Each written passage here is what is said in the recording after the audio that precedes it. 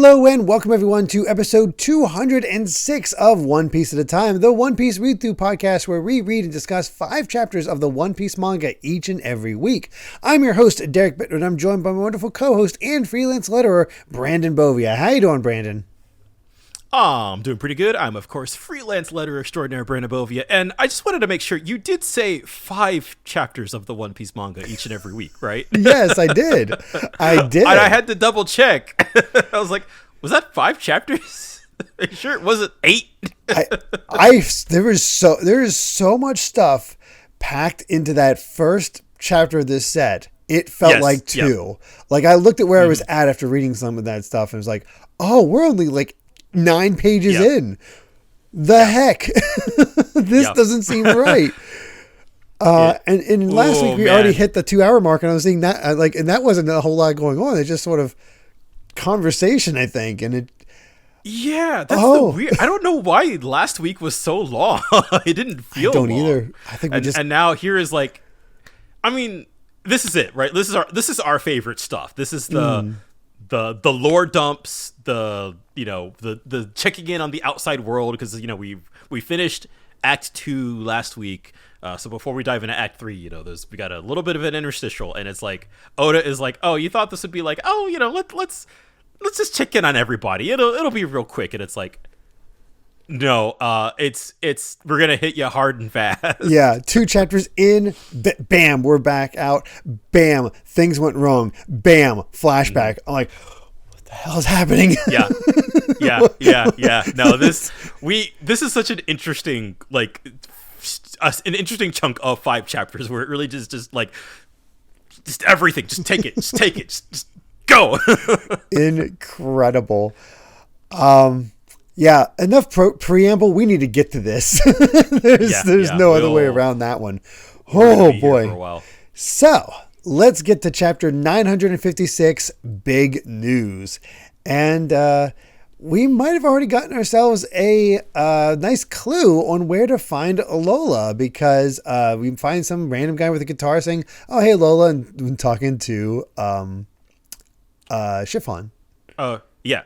So it's like, cool. What? There's a potential. Yeah. And to shout out a comment we got on last week's episode, I wouldn't have noticed this, just kind of looking at it casually. But there is a hint as to where they are right now. I missed that. Yeah. Which we'll get to it. Yeah. I mean, once I spotted it, and the guy with the quite Spanish guitar looking. Yeah, he's very much looking Spanish guitar. So I guess we'll find out. Yeah. Well, I'll find out since you know, because I have no idea on that one. Oh boy, but yeah, we see the title "Big News," and we know who's coming. Yeah. So into the chapter itself, and it's time to check in on the Ryugu Palace and Fishman Island.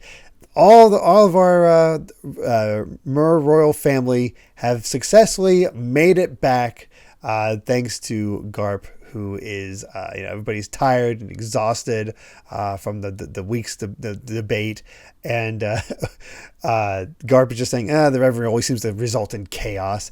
You've got 50 heads of state together in one place. Do you think they're going to get along? Each of them has internal trouble on their plate. The greater powers silently stare each other down while urging their smaller allies into fights using resources and tools as leverage. I love the visual of just these guys like slyly, like one guy has a Hitler stash and the other guy's just sort of slyly looking away. He's like, here you go, have a bat. Beat each other senseless.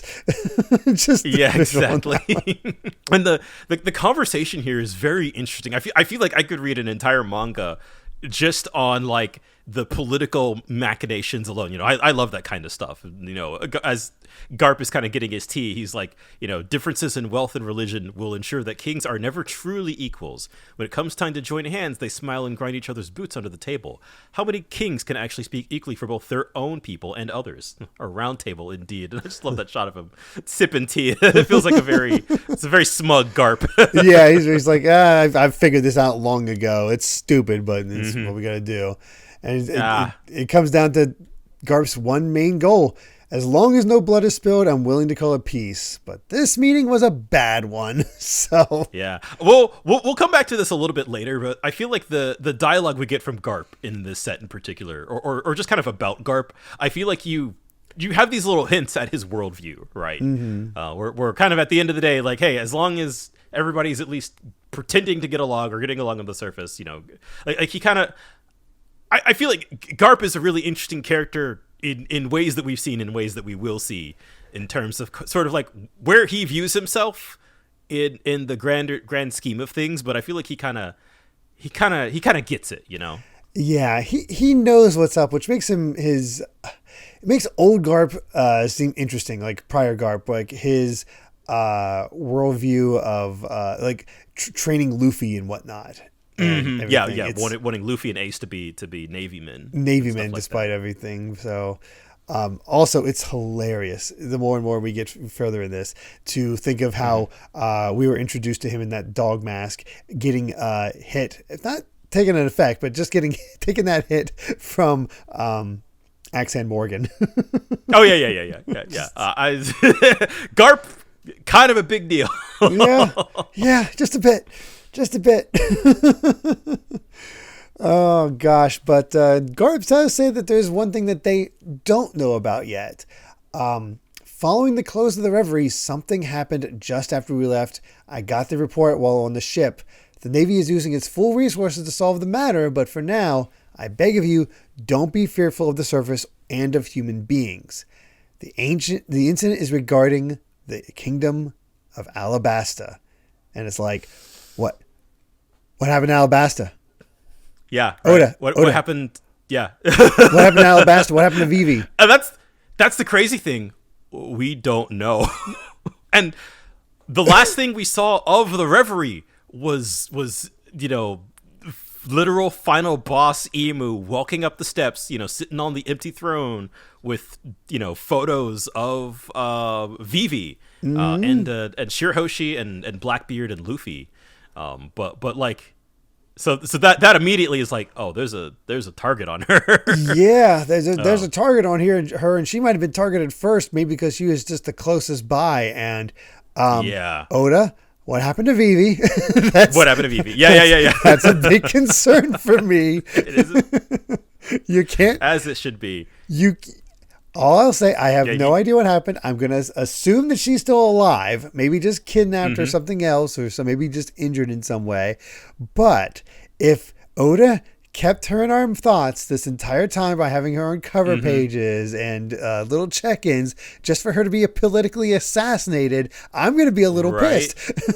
Yeah, I would. And on top of that, not to put more fuel on the fire, but you see the way that the elders, they were just kind of like, they're traitors, right? Like there's immediately that, like, we have, kind of the royal line of Alabasta kind of, we have him here. So, if we wanted to do anything, this would be the time to do it. Which is, not great. But yeah, definitely, I think knowing where some of the stuff goes, I'm like, oh, we get so few answers to it, which is like, it is somehow maddening. I want to know what's happening so much. Oh, yeah, God. It is. It's going to be like 40 or so chapters to maybe get an answer for the next, if we get an Act 3 to Act 4 break or something like that. Yeah. It's knowing that, like, how long ago the Reverie was at this point, and how long it takes to sort of really. I guess clarity. Yeah, I hesitated for a second because I'm like, do I feel like the broad strokes. Yeah. I feel like sort of I feel like there is clarity to where this plot line is going. I don't know if I can say like with 100% certainty, but like we'll come back to this. Don't worry. I guess I have no idea where it's going. I'll be honest. Boy. There's no way for me to know at this point. But then we get narration. It stands 1 week after the conclusion of the Reverie, and with the roar of the conference still hanging in the air, the heads of nations depart to travel back to their homes. Earlier in time, however, at the World Economic Journal, And that's when we check on Morgan's and his news press. It's like, oh God, it's one thing after Yes. another. How are there so many events happening at once? I need a good headline for this one, but which one gets the cover, boss? And this is the other concerning thing. We got Morgan's here. There's been a fatality. Big O Bits sell papers. That's a fact. But the vote results are fantabulous too. And an attempted murder? Thrilling stuff. Double A1s, a brick in the mold, two covers, front and back. Yes, sir. It's just like, oh. Yeah, that's the other detail. So okay, so something happened to concerning Alabasta. So Vivi and Cobra are there. Somebody died. Yeah, somebody died. We don't know if that is also connected to it. Of course, the vote results we'll get to. Yes. And then an attempted murder on top of all of that. So it's like, oh Jesus! What happened? It feels like. It feels like a bit of playing like Clue, right? Like, I wonder if Oda, when we return, is that rather than check up on what's currently happening, it's actually a flashback to, hey, here's what happened during the reverie. Now you can see it or something like that. I have no idea because I get the feeling a lot less time is going to pass between the end of Act 3 and the beginning of, or the end of Act 2 and the beginning of. Yeah, there's going to be less time passing because we had just had a week and a half pass. And we're basic. Yeah, whereas not to get ahead of ourselves, but like this is for all intents and purposes, we're on like the day of the battle. Right, so not as much can happen. And all of a sudden, it makes much more sense why we're waiting like a week. Why it's taking like a week or a week and a half to get to the Fire Festival on Wano, so we have time for the reverie to finish in the the greater world. Holy crap. Yeah, that is I didn't think about it from that angle, but you're right. Like the sort of how we're kind of managing. God, it feels like there's like a dozen things happening in the greater world at any one given time. And now that we're sort of having this kind of big event and this big sort of catch up on where the world is at, it's like all of this has been happening while the Straw Hats have been planning a revolution in Wano. Oh my gosh! And So- yeah, and we still so have. and And we still have again Sabo's group and the whole thing with the rebels, which we get clues for in the future. But first, time to show how much of a boss Morgan's is, because the guy who again was made as a joke. That this guy, he's always the one taking photographs of the pirates, and that he's just always around, so you can get those. Yeah, he's the hype man, right? Like he's like, calling Luffy the fifth emperor and stuff like that. Well, not even Morgan's there. I'm talking about the guy handing him the telegram. The design of him is the one that Oda's like, yeah, there's this dude. He's always around and he gets the pictures, and that's how you get the one. Oh, yes. Wow, he's in that design, especially when you have that far away design. But this might be the most unrealistic part of One Piece at this part, because Morgan sees, yowza, get a gander at the digits on this check. They want me to cover up a story, but which one?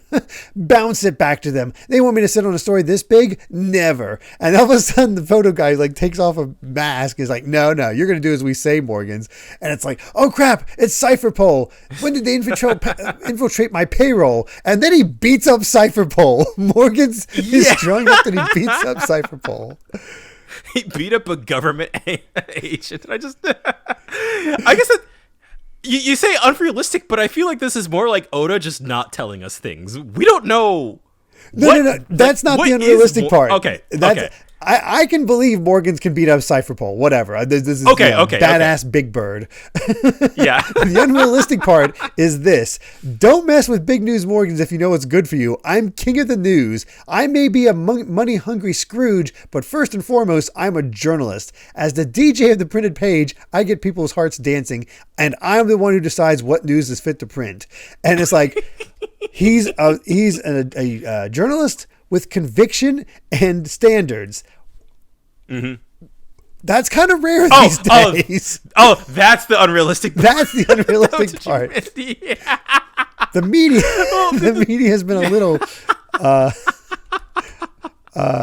bit of an issue lately. So Morgan's standing here being I'll throw hands to get the actual news out there. Yeah. Well, I do think you're right. But he is also a Buddy Hungry Scrooge. Yeah, I do like that. He's like, And hey, I'm a dick, but I have standards. Yeah, exactly. So I feel like the thing I can say about Morgans, and this is why I love him, is that he truly is not on anybody's side. Oh no. He's truly out for himself first and foremost, and so that will mean he will print, kind of whatever pushes the agenda.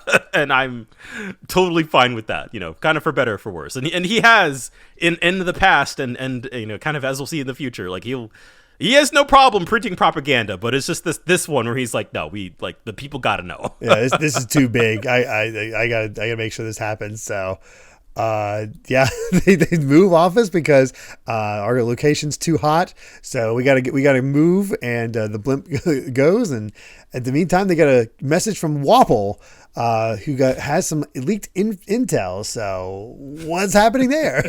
Yeah, so now Wapple's involved in all of this too.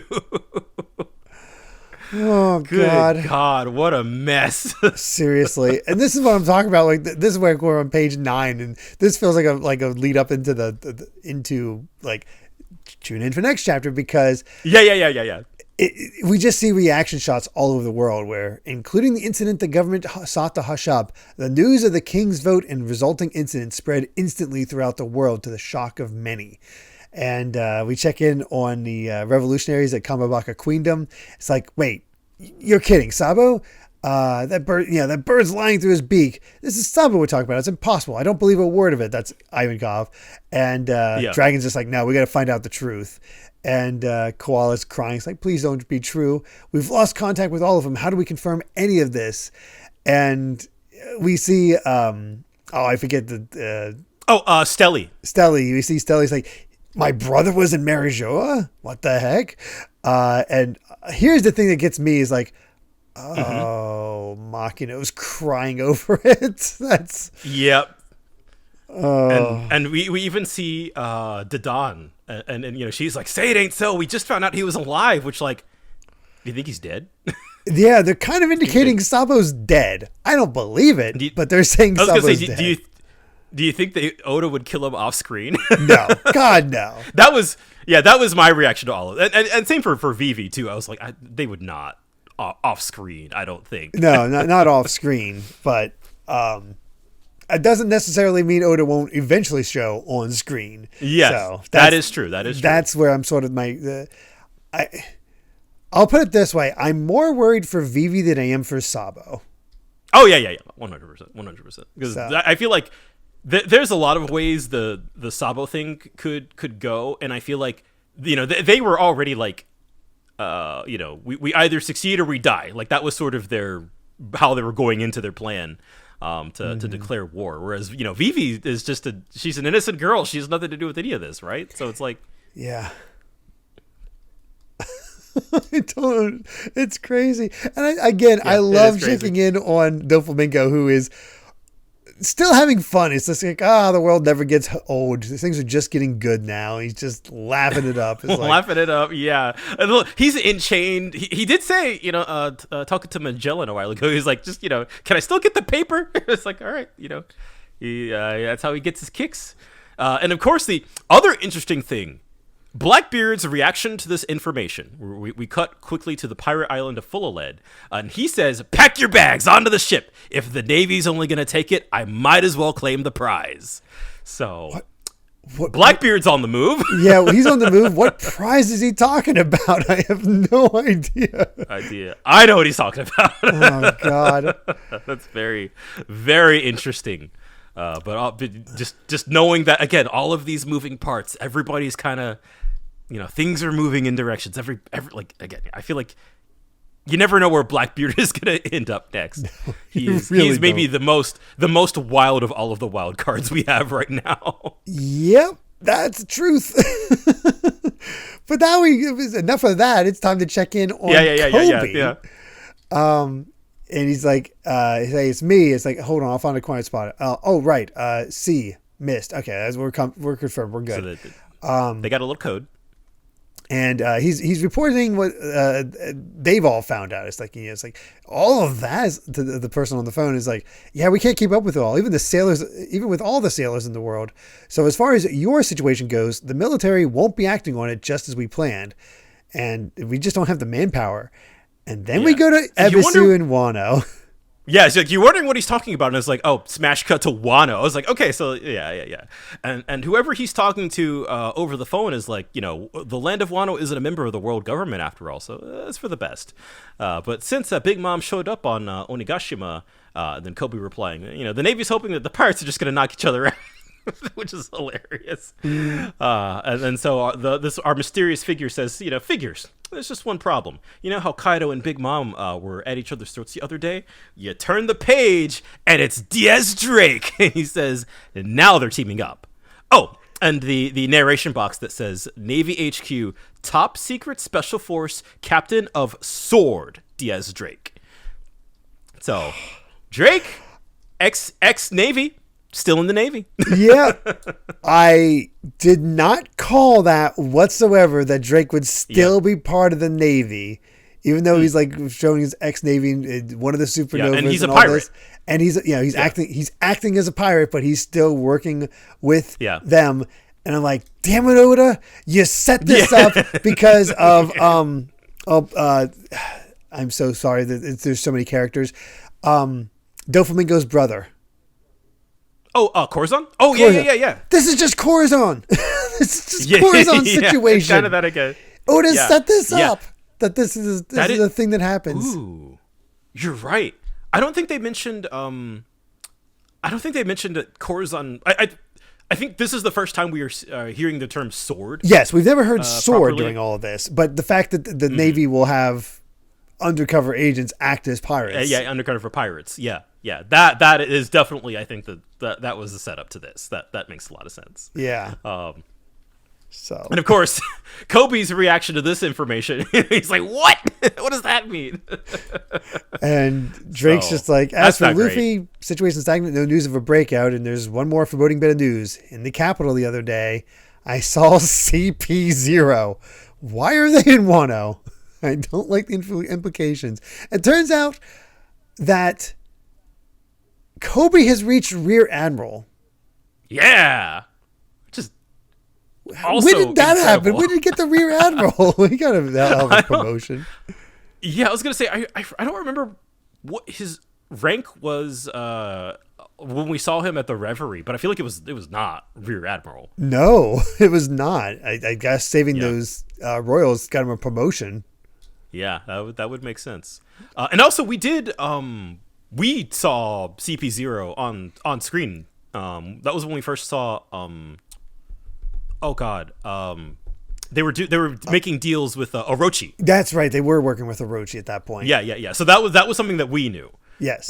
But for them, as Drake goes on to say, like it would mean that the government's coming to pirate-led Wano to conduct deals of some kind. I mean, my mind went blanks for minutes after I saw it. So, backdoor shady deals. There's, corruption everywhere for people with eyes to see. Oh, yes, they are. And time to check in on Kobe, where he's at. Yes. Where are you now? I'm on my way to the Island of Women to capture the pirate Empress Boa Hancock. What a thing to just drop. I'm sorry, what? Yeah, right. And that's all set up for the other check-in for the rest of the world, because they're all celebrating. It's like, it was wrong to have worked with pirates in the first place. They should have done this a long time ago. Those government lapdogs are going bye-bye. Stupid pirate Empress Hawkeye's clown. There's one news that stunned all who heard it most of all. The dissolution of the 7 warlord system. The warlords are no more. The pirates are celebrating because they're no longer hotshots and don't have any kind of protection anymore. And thanks to Alabasta and Dressrosa, they're like, yeah, we need to shut this down because they're not actually helping us. So yeah. a long time coming, frankly. Yeah. I feel like as we've discussed on this show multiple times on this point, it was always kind of a dumb system, and I feel like its function as a deterrent never really functioned in practice. And as somebody, one of the random people commented on the last page, it was like the three great powers, right? Like it was the balance of power. This is the Navy, the emperors, and the warlords, and so now we have toppled one of the three great balancing powers of the One Piece world. So it is like it is kind of crazy that it's like, what happens next? Like this is such a massive upheaval of the status quo that it does really feel like it feels like anything could happen. But I also feel like, in terms of storytelling, like narratively, yeah, they've kind of outlived their usefulness. Yeah, like there's not really we're dealing with there's not really a point to them anymore. Yeah, exactly. There is no point to them. So why why do we need it? It just leads to the immediate oh no, the warlords that we like are kind of in trouble now. Yeah, that is true. And as Hancock is one of the first one I think of because of protecting the island of women. That protection is gone now. That is true, yeah. And similarly, if Jinbei had remained a warlord, Fishman Island would have been in similar danger before, gaining the protection of Big Mom. And maybe he saw that. I don't know. There are it feels like the consequences to this decision are going to be, we're going to see this fan out in a whole bunch of ways, and in ways that I think are really interesting for the story, but also oh God. But of course, we smash cut to the funniest one, where and therefore all of your privileges as the Seven Warlords have automatically been revoked. You no longer have any ties to the world government. That means you're nothing but a pirate again, Buggy. And Buggy's like, "Oh, this is bull pucky. First you suddenly declare me one of them, then you say you're done with it and want to arrest me. No honor in the whole lot of you." And they're checking in all of his the men and whatnot. It's like they got the whole coast surrounded. So and Buggy's still upset. It's like, so just because you let Crocodile and Doflamingo get up to shenanigans under your noses, you're gonna take it out on the rest of us? My life's plans are ruined. It's like Buggy was kind of in an easy street with this position. Yeah, he was running a business, right? Like he was like, come on, it's just he's a small business owner, right? What are you gonna? Yeah, you're gonna. Exactly. It's a temp agency. He's doing good work. Exactly. And of course, all of his goons are like, what are we gonna do, Chairman? Run away? And he's like, we're gonna fight like hell. That's what we're gonna do. Yeah, that's our Captain Buggy, Chairman Buggy. Now go out there and show them what we're made of. Yar! And in the meantime, I'm gonna skedaddle. Buggy has never changed. Yes, it's like, all right, time to get out while the getting's good. Oh God. And then all of a sudden it makes a lot more sense why Mihawk kind of allowed Perona to leave. Yeah. That he's like, you should go. Yeah. you should leave. Surrender yourself, Hawkeye's Mihawk. And I like how he's just like, oh, I'm kind of down for this. There's excitement now. It's been so long since I was the one being chased. Like, oh, you guys are screwed. You're like, oh, he's going to get captured. Mihawk is like, oh, they're done. Like, the Marines cannot get this guy. Imagine being the poor Marine. They're like, all right, go get him. Go get him. Has to capture the greatest swordsman in the world. Yeah, good luck, buddy. Yeah. Yeah. And then, of course, I completely forgot about these two goofballs. I did too. Just on a random island in the New World where, we see Edward Weevil and his mom, Miss Buckin. It's like, Mama, what do we do? so this is, she's like, go get him, boy. I'll kill them all in the name of white beer. So silly. I have no attachment to those characters whatsoever. I have no idea. This is the second time we've seen them on screen. They're just like, what are you guys doing? Yeah, I'm just sort of whatever on them. But we check in on Amazon Lily, where they are certainly surrounded by a bunch of naval ships, and the Seven Warlords have been stripped away. There are Navy ships out at sea. And Hancock is just there saying, don't panic. You seem to have forgotten something. The reason they chose us to be the Seven Warlords was for our strength. So look at her, just aura farming. Oh, yeah, she is. It does raise a a funny point to me, because that's how we end the chapter. It's just like, good God, that chapter.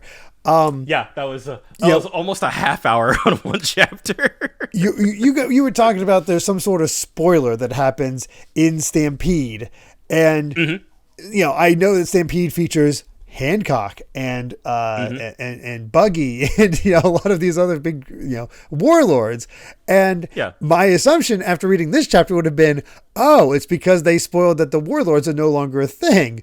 But apparently not, because we still have to go a little bit further. It's for whatever the spoiler is. Way, way, way, way more important. What the hell? Which is an insane thing to knowing where we end up at the end of the set. That is a weird thing to say, but hear me out.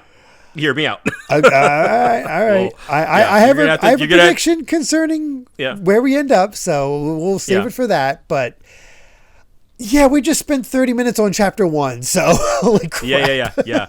Yeah. No, man, you could. That was I was waiting so long for that. It is just like the warlords are gone, which is just like, all right. It really.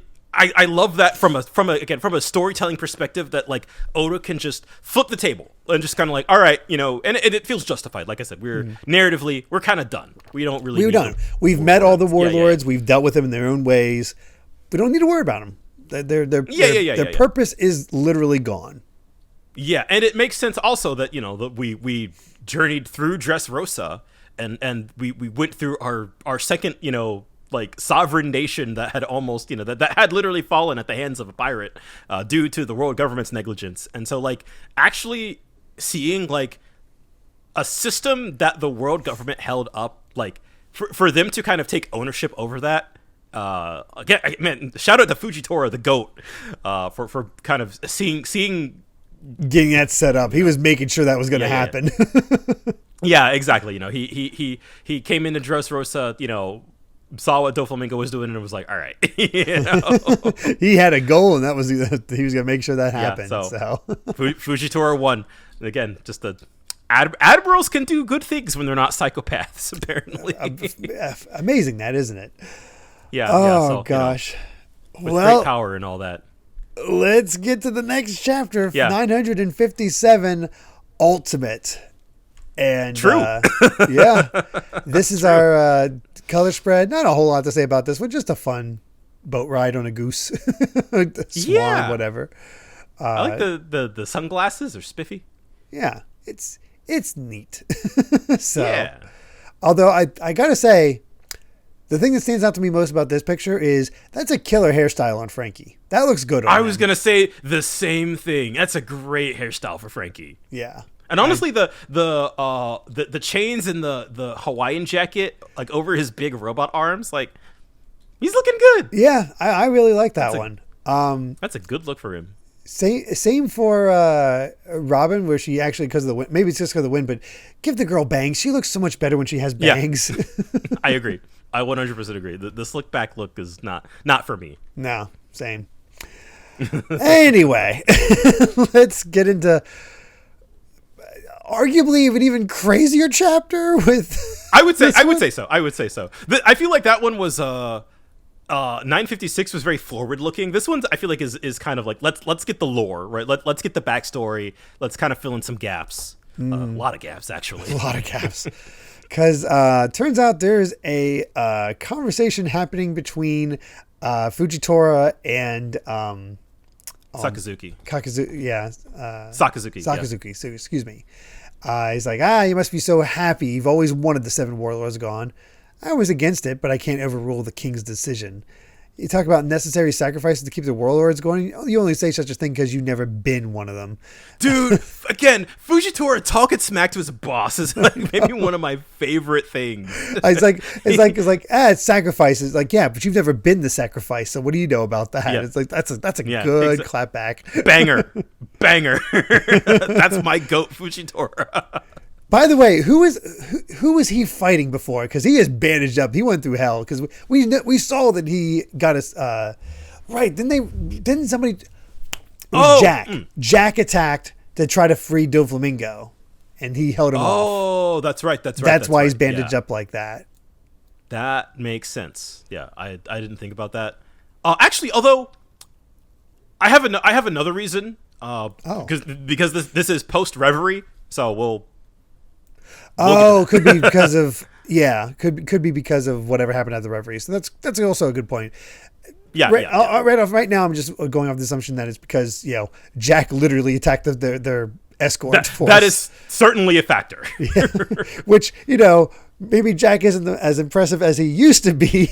Hey man, he's still a smooth Billy, right? Like that's not nothing. That's true. Very true. He just looks unimpressive next to king and queen and the literal emperors and also samurai. Yeah. And the Minx. Yeah. Okay, I see your point. I'm sorry. The quality of fighter has risen dramatically. No. You were 100% in the right to dog on him. You pun not intended. He really did get Yamcha pretty badly. Really bad. Might be one of the worst to get Yamcha in the entirety of One Piece. Good God. Because Jack. I love stocks way down. I love how Jack is unimpressive, but I still find Katakuri to be just kind of boss. Even though no, he's still sick. Yeah. I think it's I don't know, it's character to me, right? Like he's the good big brother. Jack is just he's a meathead. He's just kind of a genocidal meathead. He's got nothing going on. Yeah, that's a good way to put it. Also, is this our first time we've heard SSG? Let's put our trust in SSG to do its job. Oh God! Because my first thought is that like the sort of shortened version of Sword. So no, it is not. It was not that. So it has no connection to Sword. Yeah. So yeah. I'll sit on this. It's fine to sit on it. Like I saw that term. That seems new. That's okay. They'll mention it again later, and I think with that context, I think I can say what I'm about to say. Okay, later is in this chapter or later in this chapter. Okay, I must have missed the second part. Yeah, so they'll mention it again. Okay, and now it's time to spread the news that Kobe got from Drake. Kaido and Big Mom are apparently going to join forces, and they're like, "Oh no, it's the return of Rocks." You don't need to speak of it like legend. The fact that like that look on Fujitora's face where he's like, oh shit. I know. He is legit he's actually shocked by that. And of course, as Sakazuki's just kind of like, at a time we're too busy to do anything else. It's just the latest disaster. They are solely focused on rounding up the warlords. That's where all their forces are being put to use right now, is to take out, the supporting power in the balance of power. So Yep. And all the while, in a country they have no jurisdiction over, two emperors have teamed up. Yep. Which is a problem. And they're like, technically the intel says they're about to team up. There's no damages of yet, and we don't know their goals or how they might counter them. So also we have far too few details about the legendary Rocks pirate crew. And that's why it's good we have Sengoku here, because he is our history time lesson. Time for a little history lesson.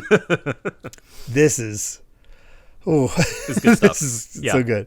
So let's go over this relationship, because I kept thinking we were going to have a flashback to the relationship between Big Mom and Kaido.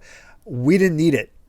Oda takes care of that entire thing in this one chapter, because which is smart.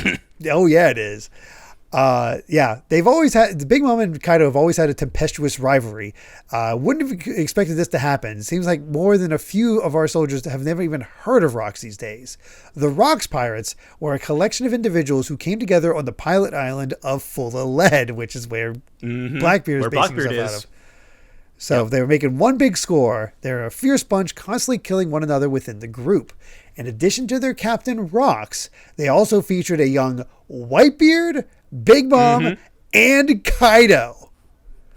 3 of the 4 current emperors came from this one crew. One pirate. And I love knowing that, of course, Big Mom, Big Mom, Whitebeard, and Kaido are all like massive, and then you see the silhouette of Rocks, and like I'm sure he's normal sized, but he looks so short in comparison. He's like maybe Luffy sized or something like that. Yeah. And I also love because we talked about this before, right? We're like we've seen what Lin Lin looks like when she's like 5, and she looks like how she does in current day, where she's kind of chubby, she's a chubby kid, she's round, and then you see her here and she's just like curves, curves. Yeah, exactly. Like she's just a tall, we hot got lady. a small taste of that during one SBS where they were showing like her over the ages, and she did get because her face I remember stays mostly the same though. There's a little bit of like gets a little prettier, but for the most part, those teeth and that smile stays the same. Yeah, because I remember you were like, that didn't look like her, and I was like, no, that's about right. My god! Yeah, that not only that, Sengoku goes on to say like, yes, it's true. The 3 of them were part of the same pirate crew years ago. And they're like, I can't believe this. There are other Rocks members who went out a name for themselves, like the Golden Lion, Silver Axe, Captain John, and Wang Ji. So Shiki, from freaking Strong World, was a member of the Rocks crew. Yeah. So now I get to double back to something that I explicitly remember saying during our Strong World episode, where I was like, the way Shiki runs his pirate crew, it reminded me of how an emperor ran their crew, especially with how they deal with like the like with Big Mom and like the Sakazuki cups and stuff like that. There were these little aspects of Shiki as a character where I was like, this is where he got it from. Yeah, you got that whole loyalty aspect and whatnot. Yeah. Oh, it all makes sense, doesn't it? Oda, you were setting things up. Holy crap! Yeah. You knew exactly how you wanted to run Rocks. But at the same time, I think the implication, like, we can kind of say that like the events of Strong World are definitely non-canon if we're kind of implying that Shiki, he's not Emperor level, clearly. No, he's definitely not Emperor level. I don't think we've ever heard or seen anything of this Silver Axe or Captain John or Wang Zi, right? So we've heard Captain John actually mentioned literally one other time, and I love explaining this also because it's really obscure. So it is. Do you remember that little like arm pendant thing that Luffy had during like I think he got it after Thriller Bark, or like between Thriller Bark and Sabaody, I think. Oh, that Buggy was all freaked out about that he wanted to get a hold of. Yeah. That was a it was like a map or something. It was like a part of Captain John's treasure. That's it. That's it. Wow. So there is a connection there, but it is I feel like that smells like a dropped plot line to me. a little bit personally, but it was the fact convenient just to get Buggy to work with Luffy, but that's about it. Yeah. But clearly, setting up this Rocks pirate crew is just, I don't know, just filled to the brim with legends. Literally. Yeah, it's like, how is, like, if they're all the Navy men are like, how is this lost to history? Like all these big names, it's like, well, they got along horribly, so not any one of them actually wants to tell the tale. The ambition of their Captain Rocks was to be king of the world. They opened hostilities directly against the world government, like some kind of terrorist organization. The government itself covered up much of their deeds, but at the time, everyone had heard of the threat they posed. This was due to a fateful event 38 years ago at God Valley. The Rocks pirates, the strongest crew in the world, were wiped out at an island called God Valley, according to the news reports. A rampaging force of evil that none had been able to stop had been taken down by a Navy Vice Admiral by the name of Garp. And this is why he's the naval hero. And we get to see a young Garp, bloodied, battered, good God. Yeah, you want to talk about characters who aren't Emperor level, Shiki? You want to talk about characters who are Emperor level? All of a sudden, the training he gave to Luffy makes so much more sense. Yeah. And kind of knowing like, hey, this is what you're gonna have to be prepared for, right? Like you're gonna have to be strong enough to. I was about to say solo characters like these, but he didn't work alone. No, he did not, because when I saw that, I was like, wait, he took him down all by himself, and then he clarifies, because like, how strong is Garp if he took down that threat? But it is still the fact that it is kind of where his origins as being referred to as a naval hero started, is sort of like taking down, you know, a young Whitebeard, Big Mom, and Kaido, and, you know, let alone the implication of Rocks himself, you know, like if he's able to lead all of these legends, is, you know, I think that's the implication that he's certainly no slouch either. No, that's for sure. Despite being like 2 feet shorter than the rest of them. We know Luffy, that doesn't matter. It does. It's true. It's true. That's true. But there's so many legends, but Garp does not want to talk about this one, because for the sake of the historical record, he'll tell a little bit about it. And Garp is, you know, coming back from Fishman Island. He's like, Big Mom and Kaido? Oh, this is just one thing after the other. The first reason for this, which was never reported, is that he had to work with pirates to win the battle. So very akin to Smoker. Oh, yeah. Very, very much like he got the credit. Yeah. The other reason is that he protected celestial dragons in doing so. It's like, wait, where do the celestial dragons come in? Shouldn't it be a sailor's duty to protect them?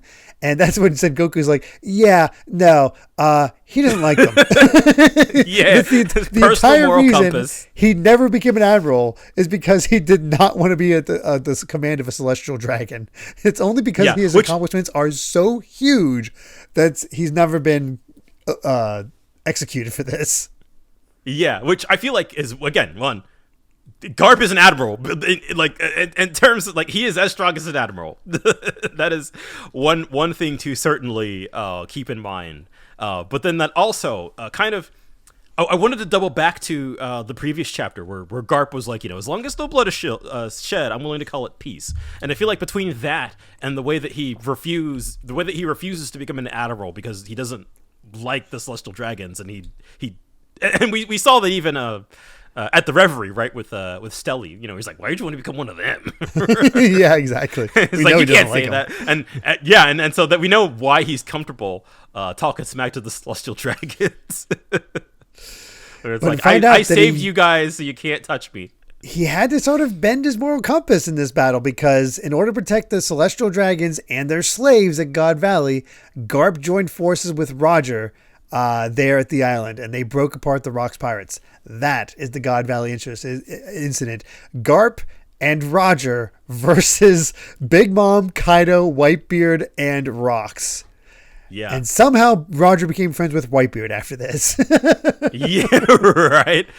And what was I going to say? I feel like that also, I thought back to that scene where Roger, who was, I think he was in prison at that point. There was like a little flashback where, you know, he was basically like, "Hey, my son's about to be born. I trust you to take care of him." And so there's I a feel connection like there. Kind of knowing now that, like, okay, they worked together, kind of, pirate and marine coming together to stop an even greater evil from happening. But then, yes, also the irony that you know, after fighting Whitebeard, that they would eventually also become homies. It really feels like Roger, he doesn't care. Like, he'll be friends with anybody. I mean, it's that Luffy quality where it's like, oh, we fought before, but hey, you say you're cool now? We're cool now? Okay. Yeah, cool. It's all cool. Yeah. I feel like that's very much the implication too. Yeah. Again, you can kind of like maybe want to say that this relationship is kind of like Kobe and Luffy. Nah, this is Smoker and Luffy, wholly, because Garp doesn't like it. He doesn't actively like, Roger. It's like, no, there's still a little bit of like, Roger. Yeah. I don't think you would get either of them to admit it, but you know, they are. I was gonna say frenemies, but you know, I think Luffy and Smoker is a really good comparison. Yeah. Oh gosh. But apparently God Valley itself disappeared without a trace. At first I thought the government did the buster call on it, but no, it just vanished. So yeah, don't know anything about it. He doesn't say that there wasn't a buster call. True. It just says the island the world government wanted to hide disappeared entirely. So maybe it was a buster call. I don't know. Yeah. It seems convenient for them that it just vanished. Yeah. Rox was so ambitious in his pursuit of being king of the world, and he broke too many of the world's taboos. There's no information in the public about the Rox pirates. They only exist in the memories of a few soldiers in our old generation. So, yeah, it's crazy because he's just like Sengoku basically says he was Roger's first foe and perhaps his greatest. The captain was typically only known as Rox, but his full name was Rox D. Zeybek. What a great name. Oh, we have another D. we have another D, and I feel like this is the most like confrontational we've ever seen one toward like the world government. Like the one who is the most like I want to take over the world. Yeah. And it's another case of, because, you know, Garp is also a D, I believe, right?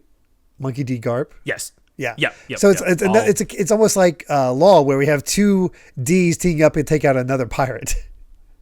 That is also true. There's a lot of different ways that you can take this. But man. Actually, yeah, wait a minute. Because Rox is D, Roger's a D, Garp is it, like that is all... There's a lot of D's on that island, and it's crazy. Feels like fate at work. Feels like fate at work. It really does. So So basically, yeah, that's how Kaido and Big Mom know each other. That's why they don't exactly get along, but they were nothing like they are now 38 years ago. If this alliance is true, then it's the birth of the most dangerous pirate crew in the world. So it's time to talk bounties. I know y'all. You've been waiting for this. I have. I did not expect to get all of them at once. It's time to find the upper limit. Yeah, this feels like this is one of those like story details that I feel like Oda has kept close to the chest for so long, and that he's revealing this now. I feel like it's another one of those like indications of like, all right, we are in the end game. We are it is one more step toward the end game. It's crazy because they're also recalculating the bounties for the warlords. So got to figure out what they're now worth. So let's go over them, starting with the one that just got the title a year ago, Blackbeard. It's time for this guy's like kind of like a hype man going over. Yeah, no, he is. This is brand new. Yeah, I love this. It really is just building it up. Through his assault on Impel Down 2 years ago, he gained mighty new followers. The current boss of the pirate island fully led and expanding his territory to fill the void left by Whitebeard, Commodore of the Blackbeard Pirates, Marshall D. Teach, worth 2,247,600,000 berries. We did know that before. Yes, that was introduced when we saw him after Act 1. Yeah, that was our sign of Luffy might be at 1.5. But Blackbeard's still a little ways away. Yep. Next, a 6-year member of the Emperor class, the youngest of the four, but with great trust from his subordinates, Beckman, Rue, Yasop. His crewmates are widely renowned with a high average bounty and the best balance of any pirate crew. No soft targets here. Chief of the red-haired pirates, Red-haired Shank, with a bounty of 4,048,900,000 berries. Good God. It is fascinating to me that Shanks was not an emperor when he first met Luffy as a kid. That is true. Because he's only been an emperor for 6 years. 6 years. So that places it in an interesting timeline. Yeah, because it was it's a 2-year time skip, right? 2-year time skip. So he was only an emperor for 4 years when Luffy set out. Yeah, that's crazy. So at the time he would have been the newest one. Yeah, he would have been. So that's crazy. Oh my God. That puts things into perspective. It really does. It's like he got stronger and more renowned after he lost his arm. Remember, this was and freaking I'm blanking on the name. Greatest swordsman. Mihawk was giving him crap about being weaker after he lost his arm. So feels like he only got more notorious. I feel like 4 billion with no devil fruit that we know of, and one arm is pretty crazy. Yeah, that's for sure. And literally all that we know about him is that he has pretty strong hockey. And you know, when he rolled up at Marineford, everybody was like, "Oh, you know, like we're not gonna mess with this guy. We don't want to deal with this. We just dealt with Whitebeard. Yeah. Nobody wants to deal with Shanks as well." Yeah. So, but it's interesting to see that he has like the most well balanced. Like he's kind of building off like Luffy does, where it's just like, nah, we need a strong member. Yeah, that also makes me. I don't know if we'll ever learn the bounties of, again, you know, folks like Rue and Yasop and folks like that. Mm-hmm. I hope we do, but maybe cool. not. Yeah. Next, a born monster who laid waste to a village of giants in Elbaf is a toddler. She mistrusts anyone not a direct part of her family, and with her 85 children, she rules as the undisputed queen of the country of sweets, Totoland, captain of the Big Mom Pirates, Charlotte Lin, with a bounty of 4,388,000,000. So, just a little over Shanks, not that much higher than Shanks. Not that much, yeah, kind of in spitting distance. Just considering what we've seen Lin do, what the hell, Shanks? What have you done? Yeah, no, I was gonna say, yeah, I feel like learning about all of this just puts Shanks into greater and further context of like kind of knowing kind of about how strong Big Mom is, about how strong Kaido is, right? And you're like, or even, you know, kind of like, okay, I know it's. Bounties aren't an exact science when it comes to scaling or anything like that. I'd still put Blackbeard as probably the biggest threat of all these, but still. Yeah, certainly, yeah. And it's just, again, it just keeps building up on that mystery. Like, what is he?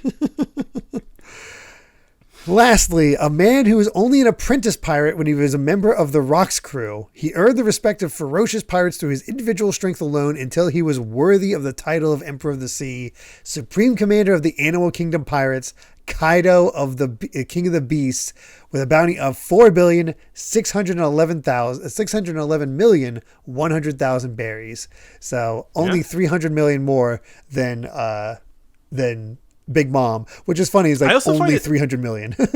Yeah, I feel it's interesting how like the it's like the jumps. I feel like they aren't as big as you'd think. There's a big gap between Blackbeard because he's the newest and Shanks, but then like the rest of them are at least like all kind of in the 4 billion range. Yeah, it's interesting that 4 billion kind of gets you emperor status, kind of. Yeah, seemingly. Yeah, and that here's where you know kind of what I was talking about earlier, where Sengoku's like, all right, we don't have the option of sitting in the warlords anymore against the emperors. So time will tell if cleansing our own ranks was the right decision. That will depend on the Navy's Special Science Team, the SSG. Oh, okay. That's one I wanted to talk about earlier because during the reverie, when Fujitora was talking to Ryukugyu, he was like, it all kind of depends on Vegapunk. Was like are you sure we should get rid of the warlords? It's like mentioning Vegapunk's kind of he's got something cooking. We're mass producing those Kuma units. Yeah, more pacifistas. Gosh. But while we're already here, let's reveal the bounties of some legends. What was Whitebeard's bounty? 5,046,000,000. Good God. I love it. I love that Whitebeard is higher than all of the others. Yep. That really just goes to show just like how much of an absolute unit of a man that he was. Remember this really puts in perspective what they mean by the East Blue being beneath recognition because it's considered the weakest of the oceans, because Luffy became the strongest there with a bounty of 50 million. I think so. About there. Because I think he was 100 after Alabasta. Yeah, so I think about 50 million when he somewhere around there. Because I think Arlong was 45. That sounds kind of in the ballpark. Yeah. So so when you compare, granted, we're working with the new world here, but it does put in perspective where we've come from. Yeah, very much so. I love after all this time putting respect on Whitebeard's name. Like I just. That he was the second highest in history is just incredible. And finally, captain of the Roger Pirates, king of the pirates, Gold Roger, with a bounty of 5,564,000,000 800,000 berries. 500 million more than Whitebeard. Good God. And there is our upper echelon. And Luffy is in, you want to say he's within spitting distance, but that's a lot. That's a big difference of between 1.5 to 5.5. My prediction is that at the end of the series, Luffy will be 5.6 because that's Gomu. Oh my God. Yeah. That, and also I don't remember exactly, but like some of these numbers have puns in them. I don't remember what the puns are off the top of my head, but like they are there for a reason. Because Japan loves their number puns. So I really do think if Luffy is going to be king of the pirates and he's going to surpass Roger's legacy, and it's right there, right? Like it's Gomu. So like that's amazing. Yeah. We'll see though. We'll see. Yep. So, yeah, as our hype man puts it, there are no bounties in pirating history that surpass those of these two men. But if Big Mom and Kaido indeed form an alliance, their total combined bounty will easily surpass those. So that's why them teaming up is a problem. Yeah. So, yeah. Well, you're just like everybody's freaking out, and yep. That's when Sakazuki rolls in, is like, we're not touching Wano. Yeah, we're not getting involved. We don't have an manpower to spare. And Sengoku's like, yeah, I got no desire to interfere either. I'm simply providing some wisdom because you never know what's going to end up happening. And if you won't anticipate the future, if you don't know your history. So let's just break it down there. And that's when we get a little other dialogue here. Speaking of which, I believe there was a pirate of Wano beloved by Whitebeard, Roger, and Redhair. Oh. You mean Kozuki Oden, the man who was a commander under Whitebeard years ago. Oden was later recruited by Roger and accompanied the king of the pirates on his final journey. So he knows about the One Piece. While I can't imagine that Oden has any connection to all of this, which means they don't even know he's dead. That's how closed up Wano is. It doesn't strike me as coincidental that all these great figures should have such close ties to the land of Wano. It's like, oh, we just did all this to put some even more stakes into Wano and how Wano is just that important to all of this. Very much so, very much so. And we already knew from Zoe that he had that relationship with Whitebeard and Roger. Right. It's but still just have it emphasized here and reminded. Yeah. Just to remind you. That was a doozy.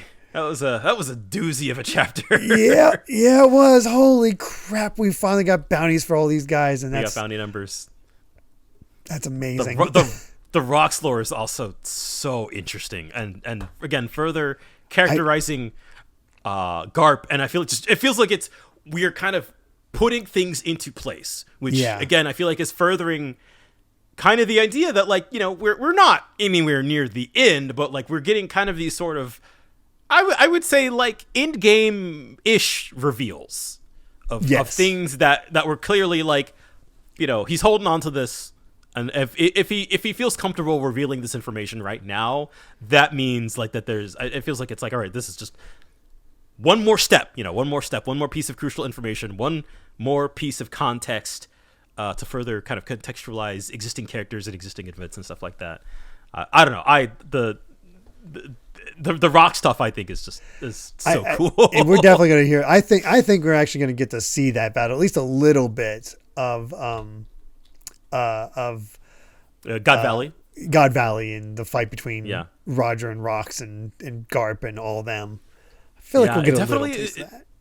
It's legends, it feels like it's kind of hyping up, right? Like, and actually, here's kind of this depending on how much we see of what's coming, we might get it more sooner than you think because of our upcoming flashback. Oh God!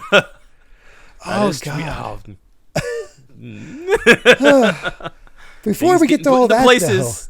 Though, yeah, I know. Before we get to all that, though. We do have an SBS for 957, so let's check that out real quick. saying, hey, I really want to see the human form of Bahak's cross-sword. Until now, all the ones you've drawn were completely uncool. Boo! So this time, please create the coolness of this human form as much as you possibly can when you draw them. As much as you can. You'll do it for sure. And Oda's like, you're good. I mean, the other drawings were fine too. However, because you made your explanation so concrete, it made it easy to understand. Ladies are great too. Roger that. Here's the human version's incomplete. My drawing doesn't quite have the maturity of a pro, but this is the official version. God. So what are we here's for here? Just to show you this. So the person who wrote in imagined the two swords like this. So you have a much more classically designed giant hat lady with a kind of a little doll-like thing for the short sword that they use to fight Zoro with. I love it. I love this. It's a pretty cool design. This is way less cursed than I was expecting. Oh no, that's not Oda. That's the fan. Oh yeah. That's the person who wrote in. Here's Otis. Just giant pigtails and toy prancing. All right. Yeah, sure. Whatever. I'm glad that he published the much cooler. I'm glad he published the much cooler looking fan version, though. Probably because he was actually impressed with because that's some good artwork, honestly. Yeah. That's canon to me. Yeah. I will pretend I did not see Oda's version. Yeah. Oh, goodness. That's it, though. That's it for that SBF. All right. Wow. Weird. Just one and done. So let's continue on with chapter 958. Oh, boy. The Promised Port. And we get our little clue here for Chiffon's whole quest.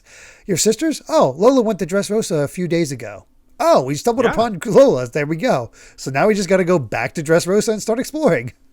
Yeah. Well, not back to Dressrosa. They're there. They're just in Dressrosa. Okay. Yeah, those are the rocky, like... you're right. We saw that when the Straw Hats got to Dressrosa. And then one of the cover pages for last week's set, you can see the Colosseum in the background.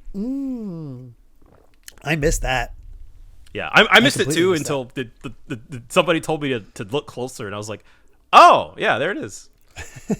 That's crazy.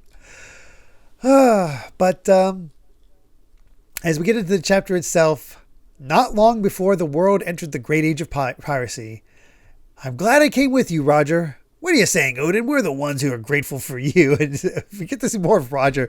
Again, he's drunk. He's yelling at... yelling at the dog. Here's Rayleigh. You get to see Buggy and Shanks be all happy with Oden. Like, they're all into Oden. Oden's just a likable dude. They love him. Yeah, you can see this Crocus there telling him to stop drinking. Oh gosh. But I've always had my reservations about why the land of Wano must keep its borders closed. I can't leave the country behind, then come back and demand, make me the shogun. But I will find a way to pass this will on. As he takes his drink, basically the cups that they do. Mm-hmm. I shall work with my excellent vassals that I left back home to open the land of Wano and wait for a future in 20 years from now. Let's do it, Oden. It's like, 20 years. And so... the implication to that for me, so this is after they found the One Piece. Yeah, this seems to be after they found the One Piece, but also that he seems to be planning to go into the future. 20 years? I guess you could interpret it that way. Yeah. Actually, wait for a future in 20 years from now. Like, it's always a 20-year leap, so yeah. I don't know. It is oddly specific now that you mention it. Yeah. Yeah, and I could see a situation if he knows that his wife can time travel, But then also that he just says like, I wait for a future in 20 years from now. So does that mean that the implication is that like he knows whatever's coming is coming, and that he just has to wait for it? So like maybe. What do they know? I don't know, but. Yeah. 25 years have passed, though. So, yeah, this is This is 25 years in the past from when Oden rode with Roger and them. Mm-hmm. But now it's time to already begin Wano Act 3, which I did not expect. You say already. I did not expect there to only be a 2-chapter break. It was only it was 1 chapter last time. Oh, was it? Oh, okay. Maybe because It was so much only information I was like waiting for more and more. Yeah. I got greedy. Whew. Yeah, but man, still, let's do it. We're Act 3. We're opening it in Hakumai at Habu Port. Where, of course, we have Orochi in his procession. He's like, fine day. The weather itself is celebrating me. And so they're clearly all, getting ready to go to Onigashima. Interesting little bit from Fukurokuju here, who says Kyoshiro will be watching over the capital this time, as if to imply that he's not going to be involved. They say, poor sucker, he doesn't get to join in the fun. Which funny that I kind of I was like, really? Yeah. Boy, I'm still suspicious. Right. But of course, we get some explanation of that this is the largest port in Wano. It's lined with maple trees where the ships depart through a stunning vermilion curtain of falling leaves. So you just get this gorgeous progression for this villain. It is also worth mentioning.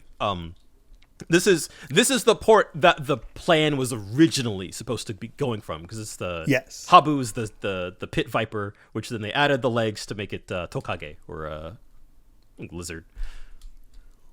Yes, so that's also an interesting detail, I think. It seems like a better place to ambush or sail from. General. Yeah, but Orochi's just living it up. He's ready to get drunk. He's like, you should wait till we meet Kaido. Nah, he's drunk already, so whatever. We got a feast for 40,000 ahead. It's going to be a lively one. So, time to hold that feast for the two armies. And back at the Flower Capital, everybody's like, hey, we bring out the sake. We get that one time a year we can just drink and be merry. And Orochi's gone. Like let's party. Everybody's just enjoying themselves. And Oda makes sure to point out that, hey, the seasons of Wano are separated in the extreme by region, and the daily weather is equally different by location. So the sky's complexion changes from place to place, because here it's sunny, it's bright, it's happy, it's see great. A girl saying, "Oh, I bet it's a full moon tonight." Yes. hint, wink, wink. Yes. I missed. That's the funny part. I read that and I was like, oh, so I messaged you immediately. Like, full moon. Yes, son of a gun. I mean, why else would you have an army of minks with you if not under a full moon? But so we have this nice procession for this port, and then we go for the gathering place for the battle at Tokage Port, and it's a massive storm that just is roiling the waves. It is a mess. Yeah. And Shinobu's not only that, but we can't do Nobody's this tonight. Here. Let's try another day. Like, the day is here, and how are they going to sail through that? And as you said, nobody's here. Not a single ship. Cat didn't make it in time. It's like, but Udon was neutralized. But there wasn't a single person at the excavation camp. Where are our 4,000 soldiers? And always forget this guy's name. Ashura Doji, yeah. It's like, there are signs that this port was attacked. Like this really feels like we had all this build up to the plan, and it just kind of just gone before these guys even get there. Like, they did their procession to walk out, and they get here, and it's like, what happened? The snail's not responding. It's can't contact anyone. Like, this is it. This is Tokage Port. This is the promised port. Why is nobody here? Where have they all gone?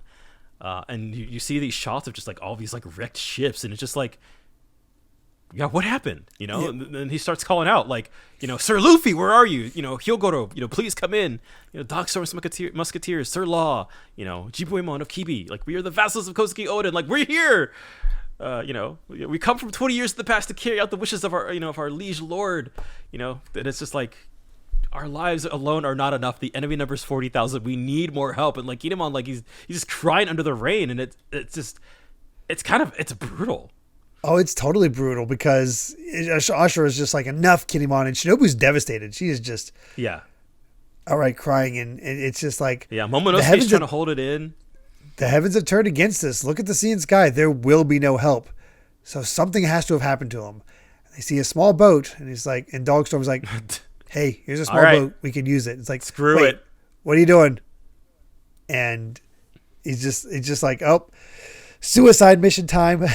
Yep. Meanwhile, on Onigashima, we got, Shogun Orochi here just partying up with all the babes. That the incident had already happened the previous night. So, of course, like any good plan, it's never going to go as planned. But this is so much worse than anything we've ever seen. It is the worst case scenario. Like the fact that everybody seems to have been wiped out or turned away or something happened to them, and only the samurai, the Akazaya 9, and not even the full Akazaya 9, are here. Yeah. What happened? It's nuts. Yeah. And let's just keep moving. I have more to say, but I feel like it'll be better if it's fascinating, but I feel like it's also, we don't have the full picture quite yet either. Yeah, that's true. It's also really funny how quickly we got through that chapter, because it's all just look at the crap that happened. One. Yeah, pretty much. It was all just set up. So I still cannot believe. We do have another SBS, though, before we move on. First up, saying, I was just recognized in the Guinness World Records as having the largest collection of One Piece goods at 5,656 items. Hooray! Buying those goods continuously for 18 years was not a mistake. And Oda goes, wow, Guinness, congratulations. What? Oh, and it's Sanadachi. That's wrote this in. It's like, what? Sanada? I have such mixed feelings about this situation. This is a lie, right? Is this real? While searching the internet, it seems that this is real. Also, Sanada, you're a YouTuber. Oh, probably best not to go to his channel, everyone. It's the YouTube of a perverted man, after all. Wow. What was the explanation between Sanada again? Was it? I don't remember. I don't remember either. Frankly, either. I feel like I've completely forgotten like where this whole bit started. I forget too. I've been a little bit lost, but that's okay. All I need to know is that he's a freak. And that Oda, he says that he doesn't encourage it, but he encourages it. Oh, he encourages it. But yeah, I say, even still, it's nice to know somebody out there loves One Piece this much, even if he is a pervert. This world truly is amazing. All jokes aside, and congratulations, even if you are a pervert. And thank you, even if you are a pervert. he's out here hating. Yeah, he is. Wow. And next question. There are 3 races missing from Toto Land.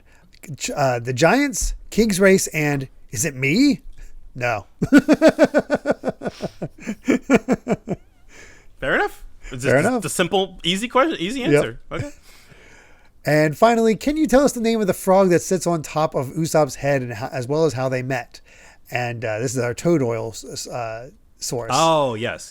His name is Gama Pinyosuke. Usopp happened to be passing by one day while he was staring down a dangerous snake, so he jumped on Usopp's head as a ride away from the situation. Usopp is scared of snakes, so he ferociously dashed away. Pinyosuke realized afterwards that staying with Usopp seemed like a safe option, so he just never got off. So there you go. All right. Perfect. All right. Time for chapter 959, Samurai. And we're in Dressrosa. We're seeing the after effects. It's still messed up. Like I love this is our like second peak because the Straw Hat Fleet one also had a little bit in Dressrosa, right? Yeah, and they were still rebuilding. I mean, it's going to take a while to rebuild, and they're still rebuilding. It's maybe been a month if we're lucky. Since Dressrosa. I do think the dedication to just showing how destructive that battle was. Oh right? Yeah, just seeing the remnants of the bird cage in the ground. Like, good God. I do think, knowing that like the upcoming battle is going to take place technically away from Wano, like I feel like it's a nice kind of like grounding point, right? Like it's like, all the fighting's gonna happen here. You don't have to worry about We can island go of all Wano out and not have to itself. worry about ruining people's lives. Not that they're in great shape anyway, Like, but still. It's pure enemy territory. Oh gosh, but it's time to have a mini flashback to the prep work. 2 days before the battle. Back when we heard is like this puts our total manpower at about 4,200. So well done. Use your remaining time to travel and prepare. Let us meet at the promised port. So Frankie and Usopp. Go ahead. I was gonna say it's a completely different vibe compared to it's hopeful. where we left off. We have all these ships. We have all these men. Things seem to be going well. The minks are all ready. We're just we're just ready to take on the Animal Kingdom pirates, and then we check in on Hyogoro, and the others should be hauling katanas from here. And we found more of these weapons for export that we could use, assuming we could figure them out. So we got options here ready to go. So we don't want any people gathering too early; it might draw attention. This is where Orochi's going to go. So once they left for Onigashima, the Fire Festival begins in the capital. So no one's going to pay any attention at that point. So we're good to go once Orochi's gone. So let's meet at the second hour of the bird just before sunset. And, they still have officials. The Shogun still has officials left behind in the main hand. So be cautious all the way to the end and don't let them report about us to Onigashima. So let's keep this safe. Yeah. And we check in on Amigasa Village. And I'm blanking on his name. This is Tenkuyama. Tenkuyama provides armor for Luffy, Chopper, and Brook. Which is just great. Chopper and Brook look pretty good. Get Luffy out of that armor. I want him in his old look. That looks so much better than this. Yeah. I think this scene is specifically just for Chopper. We need it probably is new Chopper merchandise. I love Robin in the back there. Like, you look so cute, like little horned beetles. I also, he's stepping away from ninja and going into samurai. So there you go. Yeah. And even Carrot's hanging around now. So she's like, oh, Chopro, you guys look so cool. So. And I love this interaction where Sanji's like, hey, why don't you put on some of that stuff too? It's like, nah, to Zoro. He's like, nah, it'll slow me down. Oh, yeah, that's why your bounty's lower. And he uses anybody to cut off another section of that coast. Yeah. I want to see that coastline just more and more and more. but they're about to leave. But it would be a great running gag. Yeah, it would. Oh, gosh. But getting a little clue of the weather as well, because apparently Orochi said it's winter at the entrance to Onigashima, so it's going to be cold. The seasons are sharply different all over Wano, but we can handle the cold thanks to, mink's fur. So they're all good. So getting a reintroduction to a lot of the minks, the Dogstorm Musketeers, Wanda. They're talking about the fact that they'll be able to turn too long as we can actually see the moon. So it's going to be a full moon, but if there's clouds, and considering what the state of that weather, not great. We'll see. And then, of course, we're finally addressing something we've been kind of talking about for a while, right? Because Luffy's he's staring off. He's kind of focused on something. He's looking mad. Chopper's like, "What's the matter, Luffy? Big Mom's already here, but Jinbei isn't here yet, even though he was the one who helped us escape from her." And we get this flashback to the end of Whole Cake and all that stuff. And he said he made up his mind. He joined our crew. There's still time. I'm sure he'll come if he's alive. Saying Zoro is like, yes, he's alive. He'll come. So just that nice little reminder to the audience. Jinbei's coming. Still waiting on point. Jinbei. Yeah, we're still waiting. Holding him up? I have no idea. Right, but hopefully that'll pay off in some big way. Hopefully he's okay. Yeah. But then it's time to check in on Ebisu Town, where Hodum, who is still being a menace. I did not expect Hodum to last this long. They found out Ushimitsu Kozo came by, but I haven't heard of any thefts in the capital. So here's the gold. So we can't take part in the Fire Festival tomorrow, but at least we can buy some water to drink. And here comes Hodum. He's like, hey, we burned down the bandits' mountain, but they didn't come back to get vengeance on us. And the crops of the farmers are still being stolen in huge quantities. So you have to know something like this. And he's holding up a child. It's like, all right, what do you know? Nothing. They say the samurai are prepping for a big raid. That's the town folks. It's like, okay, the samurai are prepping for a big raid. Could that be who's behind this? If that's the case, can't have them figuring it out. So what should we do? It's like, what are you whispering about over there? And then here comes Atsuru, Kinemon's wife. I was like, I'll show you. Just don't hurt anyone. So, all right. So you do know something. So you'll see. If you follow me, it's a long trip, however. And Atsuru is like, do they have so many people that they need a great amount of food for them all? Are you here in Wano somewhere, Kinemon? I was stunned when I saw Kikinojo. So she knows. It's like, yeah. It's like, Kinemon's here somewhere. So I'm not going to let them find you. You need to get us back to the Kozuki days. So we'll do what we can. And that's when they start shouting. I was like, please don't sacrifice yourself to cover for us. It's all right. Our dream of stuffing ourselves full before we die has been fulfilled. What? And it's like, oh yeah. And like, I don't know what that's about. Yeah, but fully. I do love that. Just we're keeping Otsuru involved just a little bit. That she kind of, without even really any kind of direct communication, like it's just like, okay, I kind of understand what's going on here. Like, she's gonna take the fall for it. Like, I love that. Even the people who are kind of like not directly involved in sort of the big battle are like, they still have, it's kind of like their final act of resistance in and of itself. And then we get to the night before the battle, and honestly, this is the most effective use of Orochi. Where Orochi kind of seems like more of a joke villain at this point. Like, obviously Kaido's the bigger threat, but Orochi's sort of using his resources to make himself more effective, more devastating, that sort of thing. But this is a brilliant unleashing of just plans. They block off the the cave that the Sunny's being stored at. They start blowing up bridges that help them get between the different areas of Wano. The regions are just completely cut off. He destroys the ships in Itachi Port.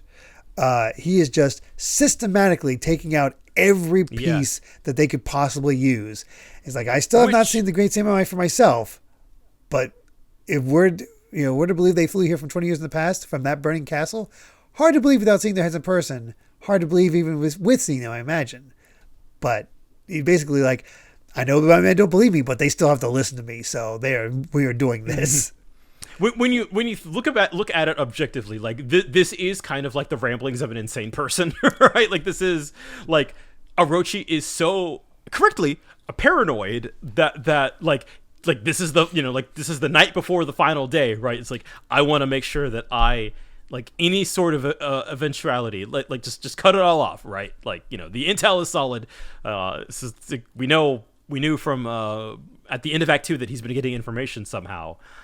Consider my words to be nonsense at your own peril, he says. I have the power to act upon them, and he's just crossing out all the different ways, and he's, just, if he knows that the meeting place is Tokage Port, which I guess is explaining why nobody is here now, and it's just kind of like, all right, what are you gonna do? Like, you have 4,000 men, which he somehow knows that, but nobody's going to arrive. Hear me, Akazaya Ghost. You will taste the despair being utterly alone in the world. You will not even have the chance to attempt your revenge. So, seemingly, as we cut back to the present, it worked. Yeah, but I feel like as the reader, I feel like you. Like, this is the Straw Hats we're talking about. Yeah, things went bad, but something else happened, and yeah. This is not by any means the full story. My guess is Kyoshiro maybe alerted them. I think Kyoshiro is probably going to be our key here to making this all work. If we've been waiting on that to pay off, I feel like that would be the right time. I'm sort of guessing because I don't exactly remember. I don't know. Be interested. I don't remember how I remember parts of how this all comes together, but I don't remember like, oh yeah, and the Straw Hats did this and that to show up on time or whatever. It's certainly the most dire, like, of plan failing. Without a doubt. The fact that like the samurai, I feel like I love the focus on the samurai, and that, like, it is sort of for them who are like the plan kind of hinges the most on, and like to feel the despair kind of from their perspective. I think it hits much harder than if we saw Luffy and it was like, oh darn, we got to get the Sunny out or something like that. So I think the lack of information works really well. Oh yeah, the fact that they were down to just the samurai and you have Kinemon here, it's like if we let this opportunity pass, the next will not come for another year, and we cannot stay in hiding any longer than this. Our control over Udon will be revealed momentarily. Kaido will send his entire army to hunt down all the rebels. There's only so much food we can steal. Surely you heard about what happened before we left Curry. The people of Okabore Town, believing in our plan to go into battle, took responsibility for our crimes. The village was burnt to the ground. That's what they were saying when they said we already had a dream of eating our fill. They took the credit of stealing all that stuff. And brutal. Now he thinks his wife is dead. Right. Which is, oh man. Like, I feel like you understand where they're coming from. He was stealing himself because it was a sacrifice to make this happen, to have this happen. And then to see this, the result is just like, just let us do this, Momonosuke. Would you command us to flee and no further shame? And he's like, what happens to me? We want you to live. Find Lady Hiyori, and you can't do this to me. Though your father started alone too. If we hadn't come across Lord Oden, we would have never been proper samurai. We were all untested youth. It's your turn now, basically. So till the end, we are going to be Oden's samurai. And what an effective transfer to the flashback, because it is by far the lowest moment for all of them. Yeah, which I feel like is also there's so many things that make this flashback really interesting, and I think sort of the timing of it for certainly, but also that like I don't know if was that kind of your assumption going into this, that like our kind of big flashback for the Wano arc would be for Oden. No, I did not. For whatever reason, I didn't expect it to be Oden. I thought he would get revealed at some point, and that was sort of it, because we've heard so much about him that I didn't really feel like it was maybe not necessary, but it wouldn't be who I expected to focus on. Again, my thought was like a quick flashback for Big Mom and Kaido, just to explain that whole thing. But their backstories are there, like, and honestly, you don't need to know any more about Kaido. Other than maybe why he wants to kill himself. So that hasn't really been brought up since his introduction. Yeah, it's true. But I do think that it does make sense now that we hear that like Oden is kind of the central figure for how all of this, basically that all this is hinging on. And he's by far the element that we know the least about.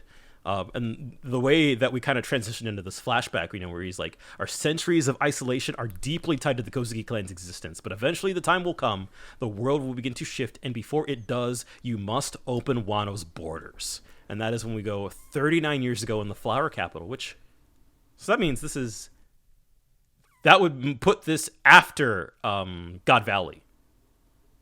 Yes, this is after God Valley. Yes. Yeah. And so we have Oden rolling up and people saying, hide your kids, hide your wives, close your shops, hide your livestock. This man is a walking natural disaster. They got religious figures doing their like little waving chants to get him, get him away. Yeah. Kozuki Oden has returned. I feel like I'm being crushed to death. It's too cramped. It's like, you must have failed at sailing off again. Why don't you die already? It's just so funny to see the difference between where he ends up and where he's at. And where he exactly. I feel like that little bit of dialogue there is also, I feel like, a really good hint to kind of indicate like, oh, he wants to be free. Yeah, he wants to be free. He hates it here.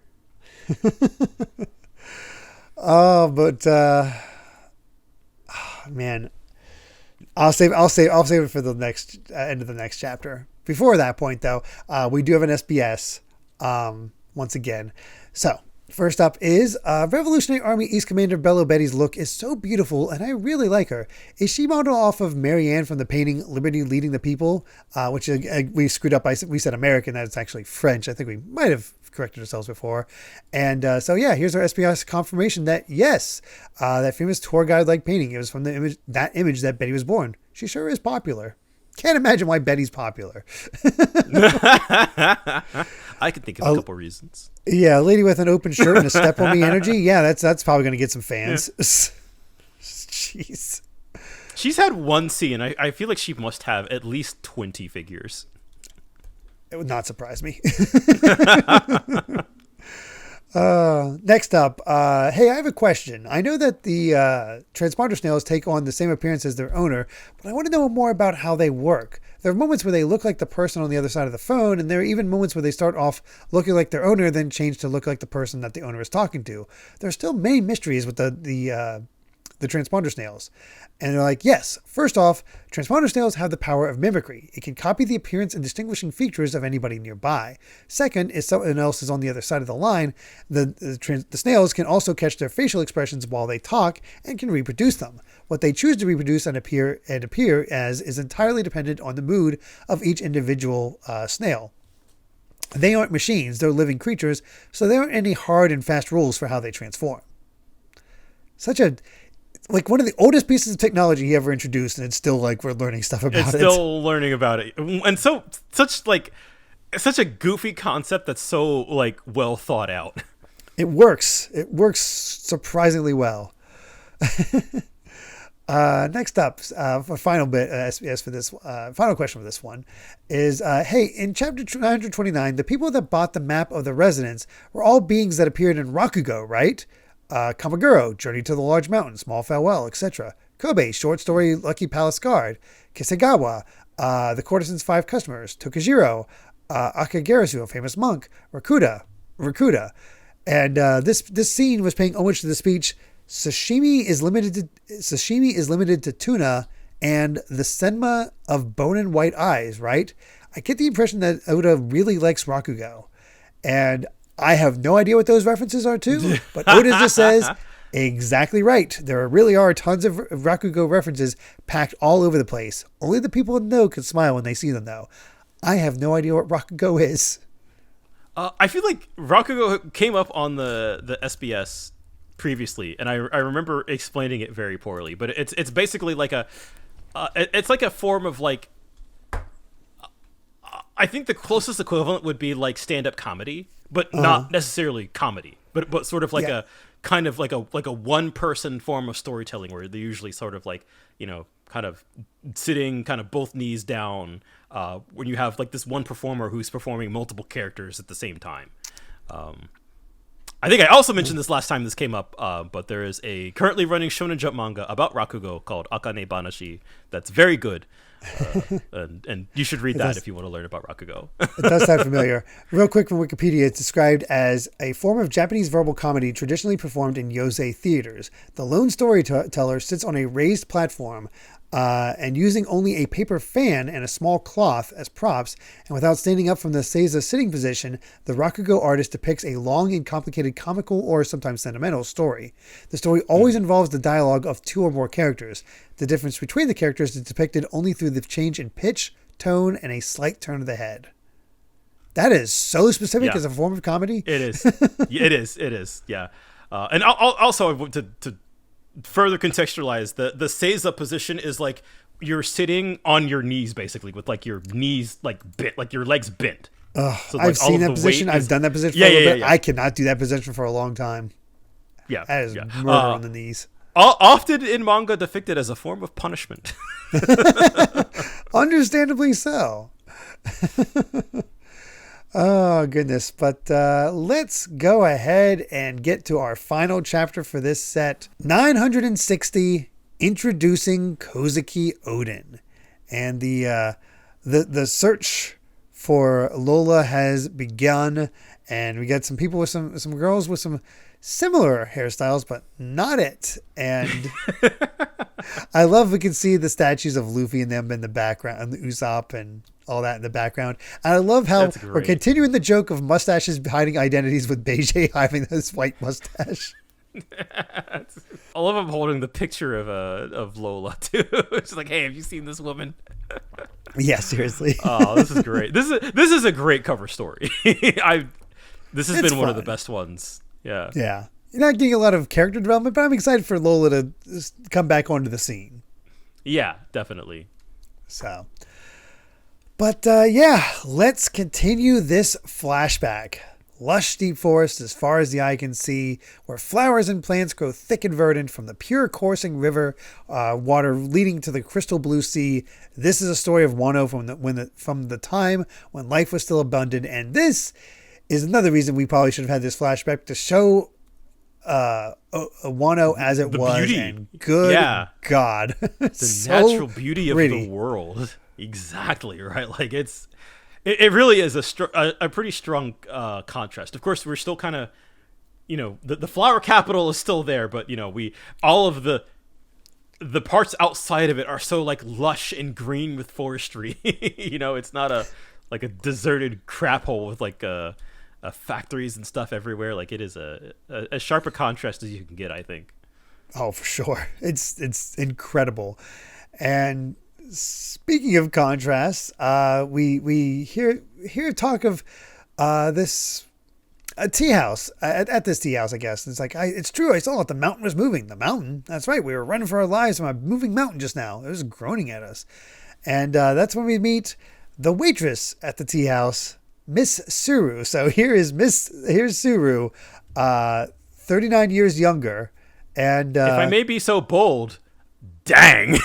Yeah. She's beautiful. Yeah, she is. And as we see later, Kinemon, you lucky son of a gun.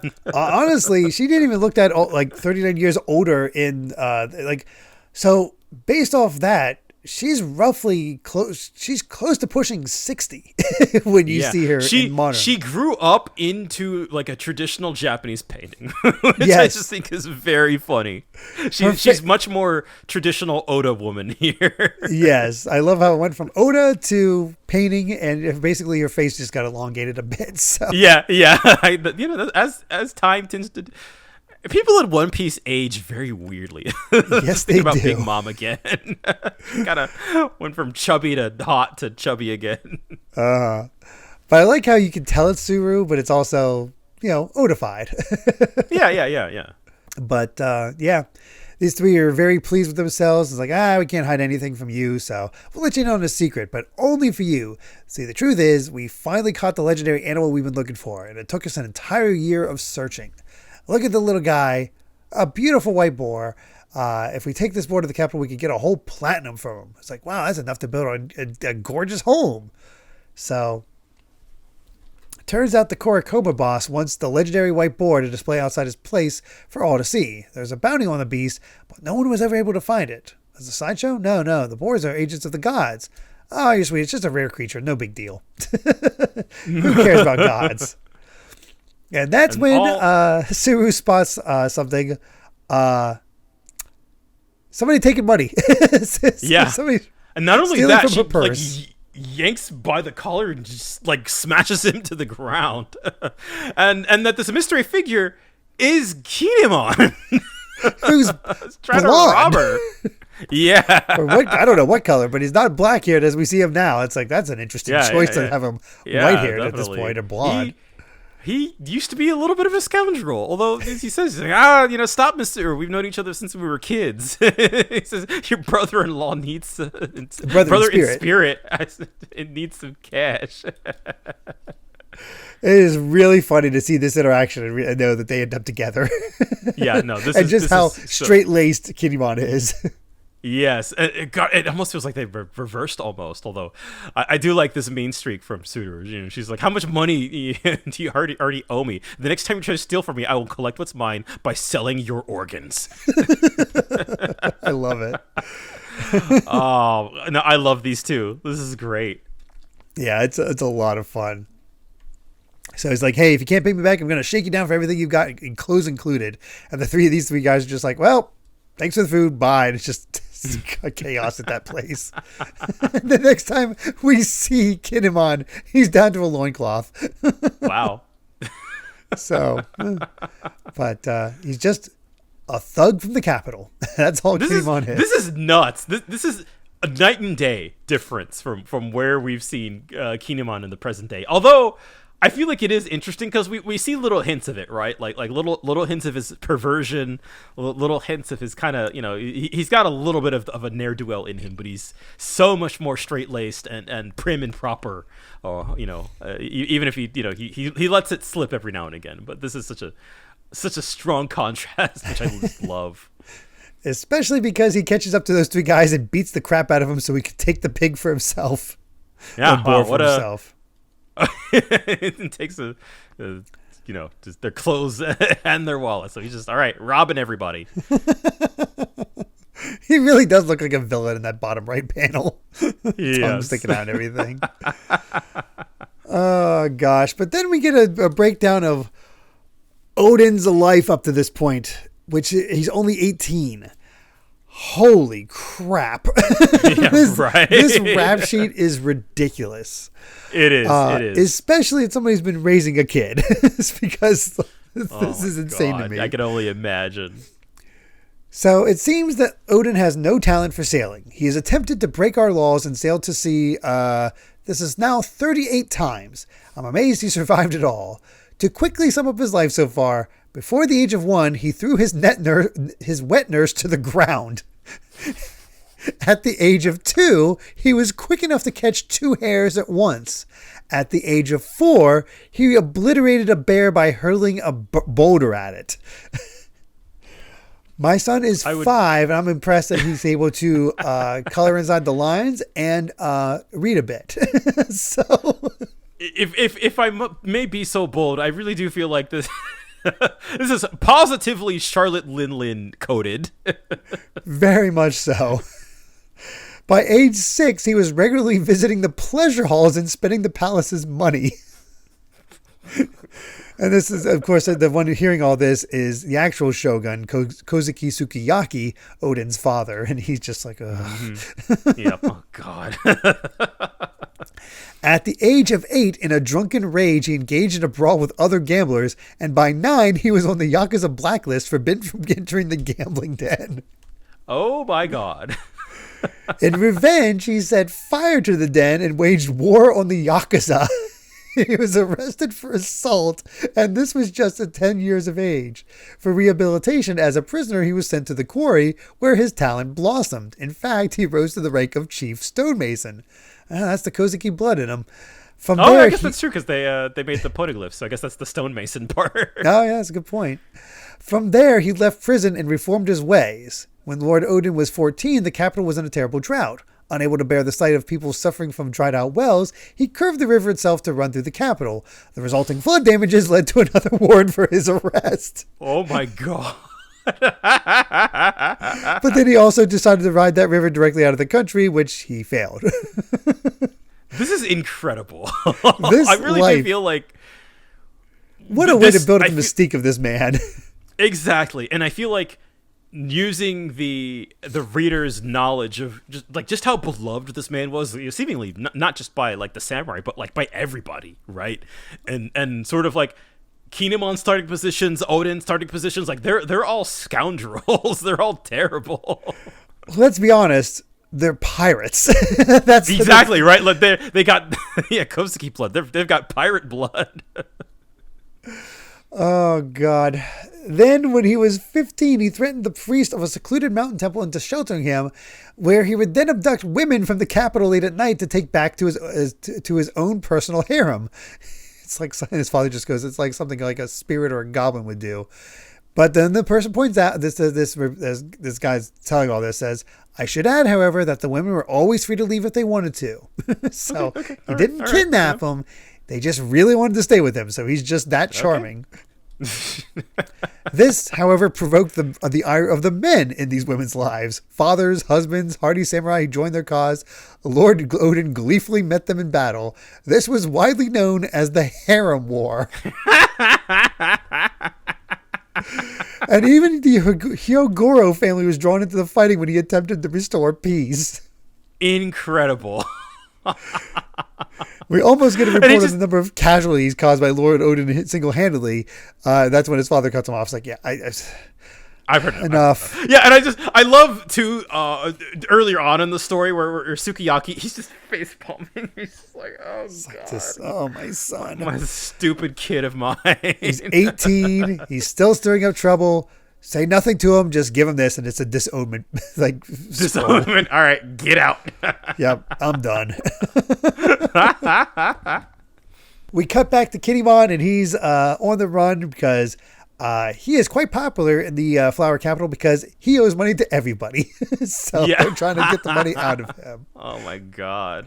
He's like, I have a big payday. Just let me go to the family mansion, and we get to see Hyogoro in his prime, and God, he's such a boss. He looks so cool. He's like, catch him and flail the skin off his body. Just don't fight man to man. He's stronger than any of you. It's man, like, no, Kinemon is still strong. The fire in his hair, right? Just and in the beard. It's just like he's got a beer belly, but he's got such a good look on him. Oh, it's a great look. I love. Yeah, he's honestly so cool. Honestly, Hyogoro might. You always have like a secret MVP from like among the regular characters in an arc. Hyogoro might be my choice for that character in this. And we already know that he's strong too, right? Because he taught Luffy Ryuo, so like that he knows how to use it, and that he's a friggin' Yakuza boss, so he's clearly strong in his own right. Certainly at this point. And then we cut off over to somebody else that's new, who's going through a different kind of scam. You bought the wrong pot. Well, the larger kind would cost you 60 silver. Yeah, so will you take back the 30 silver pot I bought earlier in exchange? Oh, yeah, of course.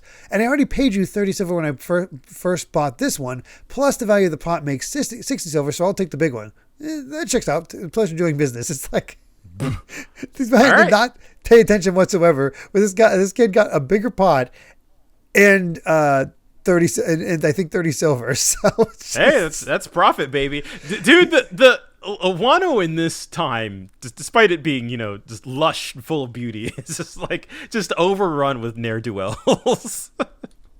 Very much so. But also Wano or New York. This is it's very true. This is also before Oden brought all these ne'er-do-wells into under his thumb, wing, but basically like all united behind him. Mm-hmm. But I also like that this is we finally get introduced to the last member of the Akazaya 9, Denjiro. Yeah, he looks like a kid. What he looks. Yeah, we know what the modern day version of him looks like. He's just he looks like a 15-year-old. Yeah, exactly. So it's interesting. Yeah, we haven't seen anybody like this around, so it is just kind of like, where is he? Yeah, where did this Denjiro? Where's Denjiro in the present? That's such a good question. Yeah. So, yep. But somebody helps make him like the store owner finally realizes like, wait a second, I think I just got ripped off. So I only have 30 silver now. And then we see an insane scene. This is of Oden bonkers. That kind of explains him. Yeah. So we're at a funeral. There's a little girl crying because of Grandpa Katsuzo, and it's like they don't cry. It's like the funeral, so crying is expected. It's like, well, the problem is the cremation is finished, so the family's going to go collect the bones. But look at him; he's boiling a pot of Oden over my father's remains. And Oden is, you can see the skeleton, but he's using the pyre from the whole thing to make a. Oh my god! I can't even talk because it's just so ridiculous. It is so goofy. Oden is eating Oden over a corpse, and he's he's just mouthful. He's like, I can't even tell what he's saying. Get away from father's remains. He's disgracing my father-in-law's death. And this is the first time we get a proper look at him, not from the back. Oh yeah. This is the proper finally reveal get to see him in whole, which honestly is about how I expected him to look. Like, it's a great design. He was never fully shaded at all, but the flat top is certainly interesting. yeah, it's an interesting look. Which I feel like is it supposed to indicate like the pot that he himself is also a boiling pot of Oden. That's pretty good. But he stuffs his face, drinks a big glug of the sake, finishes off the pot of Oden. Is all the onlookers can do is just cry. And then he does the whole like, whew, so long then. And he places his drink down together next to the corpse and says, the next drink we share together will come in the afterlife, Katsuzo. And now that the family will pardon my interruption. And they're like, I'm sorry, he never explains himself. And that's like, they realize it's like, this was his way of honoring our grandfather. Is that what was going on? What a man. And the men are like, oh no, stop the wives and daughters. They're going for him. Even the little girl who's crying has hearts in her eyes. Oh, all of a sudden the harem war makes a lot more sense. Exactly. Oh, he's so bad, but he's so cool. He's a bad boy, but that heart of honor. Yeah. Oh, man, Oda loves him some bad boys. Yeah, he does. Just completely over the top and exaggerating their feats. I like how the tradition, the consistency here is that traditions don't have to be followed to the letter. That is something that's been prevalent through all of One Piece, but really emphasized here in this case, where you can cook and pot Oden over a funeral pyre and have people like, oh, right, yeah. It's the intent that matters, like in a weird kind of effed up kind of way. Yeah. Oh gosh! But then somebody approaches Oden and he's like, "Have you come to apprehend me?" "Yes, but I'll accept a bribe too." "You're not supposed to say that." It's like, "What's going on? No one's avoiding me like usual. Seems there's a fire that got them preoccupied. The bells have been ringing." He's like, "Hey, is it a big fire?" It's not the fire that's big. And well, there's a different problem. So yes. Denjiro points out, it's like, "Don't you know what that is, Kinemon? You shouldn't be carrying that around. What, the white boar? Don't you think the Kurokoma boss is trying to use it to destroy the Hyogoro family?" "What do you mean?" "I mean that wherever that piglet is found, the adult boar is sure to come charging. The ancient scroll says that a white boar of it's a white boar the size of a mountain. That's why they call it the mountain god. There's a story about it destroying an entire village in the course of a night several hundred years ago. I always thought it was just a tale, but now I've seen this white boar for myself. The big one must be..." And then we hear the bells, of course, ringing out. "The mountain god. The mountain god is real. We'll all be devoured. Abandon the capital." And we see this just giant boar chomping down on freaking buildings. Yes. So, all right. Kinemon just accidentally doomed the capital. Which is kind of incredible. Again, I feel like seeing these characters where they are now, it's just like, how in the hell did they end up where they ended up? Because it's like, all right, this is daily life in Wano, in the flower capital. It's just like, it's all chaos all the time. Yep. And I love where we end off, where, it's like, all right, Oden's like, that was a fascinating story you just said, whoever you are. He's like, give that boar to me. And so this is how Kinemon and Denjiro first meet Oden. It is just accidentally took a boar, but Oden wants it. And I think he's going to save the day and really show his strength, which I'm kind of excited about. I won't lie. And I mentioned this to you before we recorded, after I finished this section. But I have a prediction regarding all this. I think Wano Act 3 is just the Oden flashback. That would make it the longest flashback in the series up to this point. If it's at the length of, the first two acts have been like 20 to 30 chapters apiece. Yeah. I think it has enough story to tell for that, because you have, that is 9 characters introduced. You have Oden, like 39 of, well, really 19 years of Oden's life. He has to form the Akazaya 9. He has to reform himself. He has to find that wife that can go into the future. There's a lot of bullet points to Oden's life that we need to see. And, how did he meet Roger and all that? There's like, it's a big deal. Like, there's a lot to go over. So I can see it being a shorter act, but I still think it's going to be the entire act. Yeah. What I will say is that this one is really dense. There is a lot of ground that gets covered in this flashback. And I feel I kind of go back and forth on whether or not, like, I should say this, but like, this is a very highly regarded flashback. People, this is, I think, at the time was very much in consideration for one of the best ones in the series. Oh wow! And I feel kind of bad putting that level of expectation on it. I'm quite fond of it though. And I don't know if I'd say it's my personal favorite, but like the good stuff is really good. Yeah, I think I've mentioned this to you before, but you can hype up something, and I can still go in with an open mind, where I'm not going to be like, I'm expecting this to be really good. It's more about like I hear recommendations, like, all right, let's see it for myself. That's sort of I think that's fair. I got to see this, so I want to judge it for myself for that. Obviously we're doing that automatically. With all this. Exactly.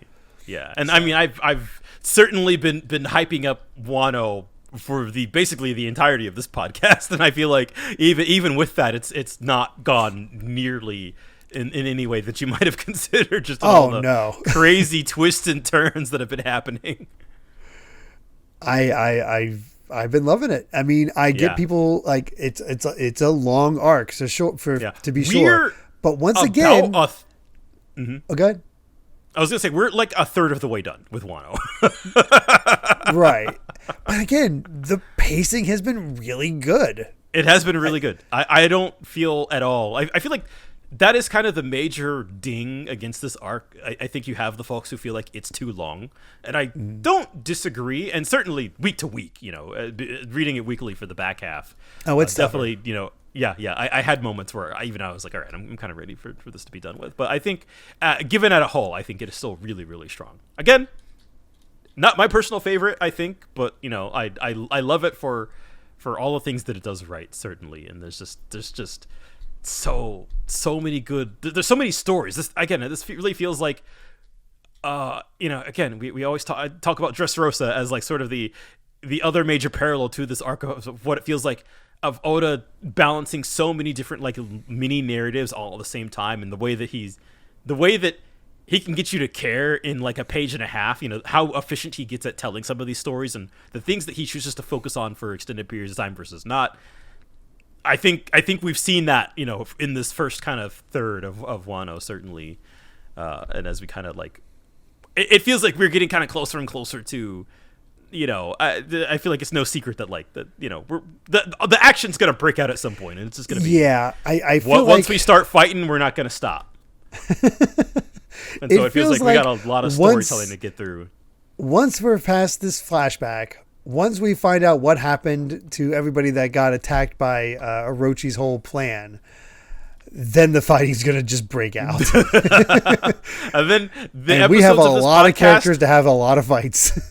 Yeah. There's a lot of things to pay off, which is just going to be excellent in its own way.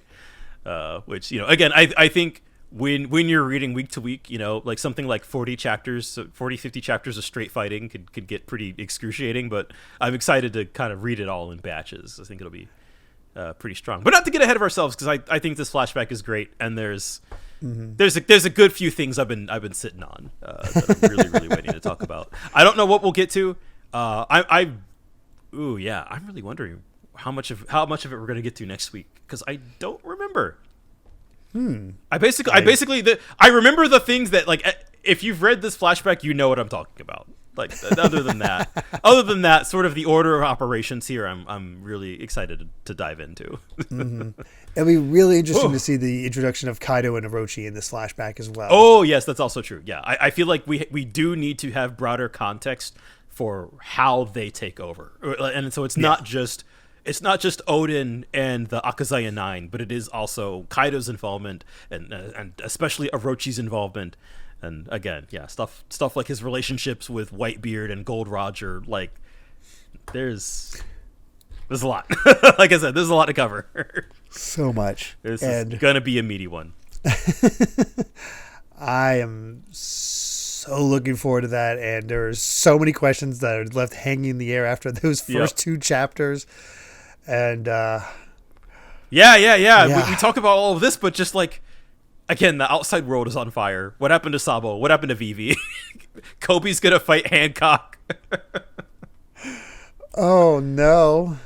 Yeah. I have no idea. Before anything else, though, we do have an SBS for this chapter, so let's go over that real quick. First question is, did you ever use those apps to make your face look longer? Well, for Oda, even if you use it now, it would be okay. My favorite characters, Mihawk, Crocodile, and Doflamingo use this app. What kind of baby faces would come out of the photo? So basically, I don't even use it. Whatever that face app thing is that you can use to put weird faces on. I know what you're talking about. Snapchat, that's it. Snapchat. It might be what he's talking Snapchat about. Thing? Because Snapchat can make you change your, like, here's what you look like as a baby. Here's what you look like with this sort of thing. So it shows how much I know. Oh, gosh. Oda just responds saying, I think I'm okay without the app, so I'll pass. I love new apps, though. Yep, that's what they would look like as brats. And he just has a little picture of baby versions of... babyfied versions of adult Mihawk, Crocodile, and Doflamingo. Dear God. So, yeah. All right. Next question. Hey, why did Kid and Killer not just take a break when they were stuck underwater and couldn't breathe? Wait, take a break? What the hell does he mean? This is like, are they stupid? What do you mean? And Oda's like, certainly, if they could take a break, then they wouldn't die in that situation. By the way, it seems like you're a pretty big fan of the Kid Pirates. What's he mean by take a break? I don't know what he's talking about. I feel like it's just a weird joke question. I guess so. I don't know. But final question is, I have something I'm curious about. Everybody in One Piece says things like, I don't know, or I don't need it. Why do you use the katakana A? So the example I have here is Shiranai into Shirani, or Iranai into Irani is the best way I can describe it. Wait, somebody's asking about that? That's just slang. That's just like slurring your speech. Like that's a completely normal thing. What? Huh? I guess. And then the person is, does this carry some kind of personal meaning for you? Please let us know. And Oda just goes, oh, this is a simple one. There's a manga out there called Akira. They made an anime movie out of it, and even now there are fans all over the world. It's a super famous work. In that manga, they use small letters just like the way I do now. When I was a middle school student, I took heavy influence from this because I thought it was so cool. The characters had a special trait when speaking. So there was actually reasoning behind it. I didn't know that it was he took from Akira specifically. That's kind of, I don't think I would have known that unless I read. All the verbal tics come from Akira apparently, so that's interesting. He took that concept and ran with it. I feel like Oda goes way crazy with verbal tics. Oh gosh, but it's something. But yeah, that's is our set for this week, and oh boy, we knew it was gonna be a long one, and yep, it was. Man, I honestly I was kind of expecting it to be a little bit longer, but I think it really was just like spending an hour on the first two chapters. Yeah. And then spending an hour on the next three, which I think is about right. Yeah, that's especially when the first one is so the middle chapter is so short. The other one is not a whole lot to talk about, and then we get some meat with the theorizing. Theorizing is also a big part of all this. So. It definitely is, and that's like when there's so much good stuff to discuss. Like, oh man, no, it's great. It's great. I can't believe we're finally here. Like again, you talked about it before, but just getting like the Emperor bounties finally. Again, it just feels like one of those things that's like, okay, we're revealing this information now, so it's all out there. I'm ready for it. I'm ready. And I feel like it really is just like Whitebeard and Roger really were those guys. Yep, they really were. They really are that cool. I love just finally seeing that upper limit that Luffy has to reach. But I have to imagine he's going to get a massive bounty increase after Wano. Considering he's we all know he's going to beat Kaido. Just how is he going to do it? And what the heck is his new bounty going to be? Because good God.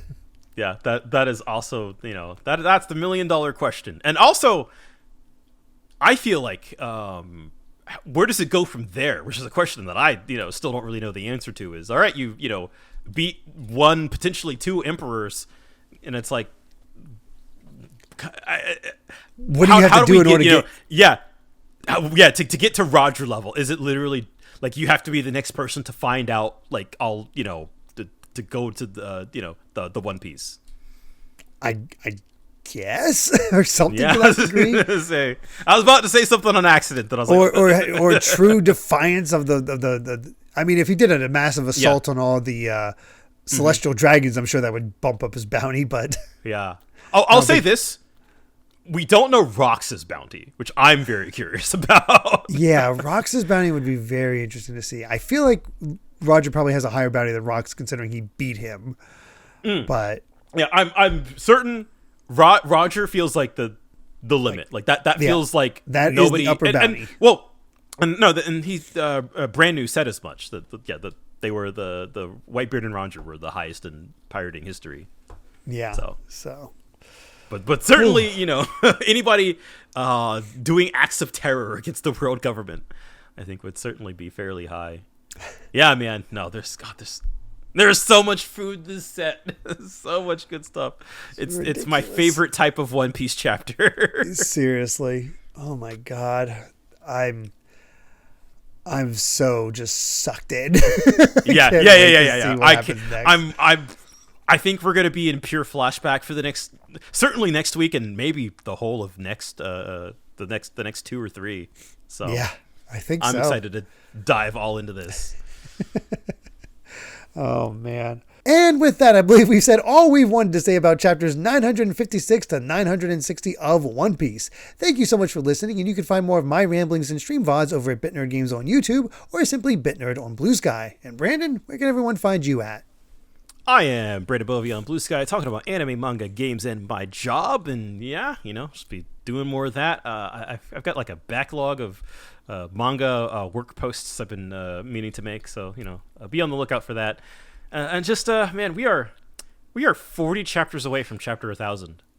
We are. And that's a big deal to me, because chapter 1000 is when I started really paying attention to, like, people are really talking about One Piece nowadays. One Piece, yeah, right. Like it really is kind of it's a big deal. It's a big deal, for sure. And that we are so close. This is so exciting. And that we're also, almost 200 chapters away from catching up. I think we're like 210, 211 maybe. So we're getting those numbers down. We are so freaking close. That is always going to be weird. It is. We're coming down to it. And if you'd like to help us out more, you can support the podcast over at patreon.com/Derrick Bittner. That's DerrickBitner to listen to the next episode ad-free 3 days early, as well as patron-exclusive bonus episodes. And make sure to return next time as we discuss chapters 961 to 965 of One Piece. So until then, my friends, bye. Remember to take life one piece at a time.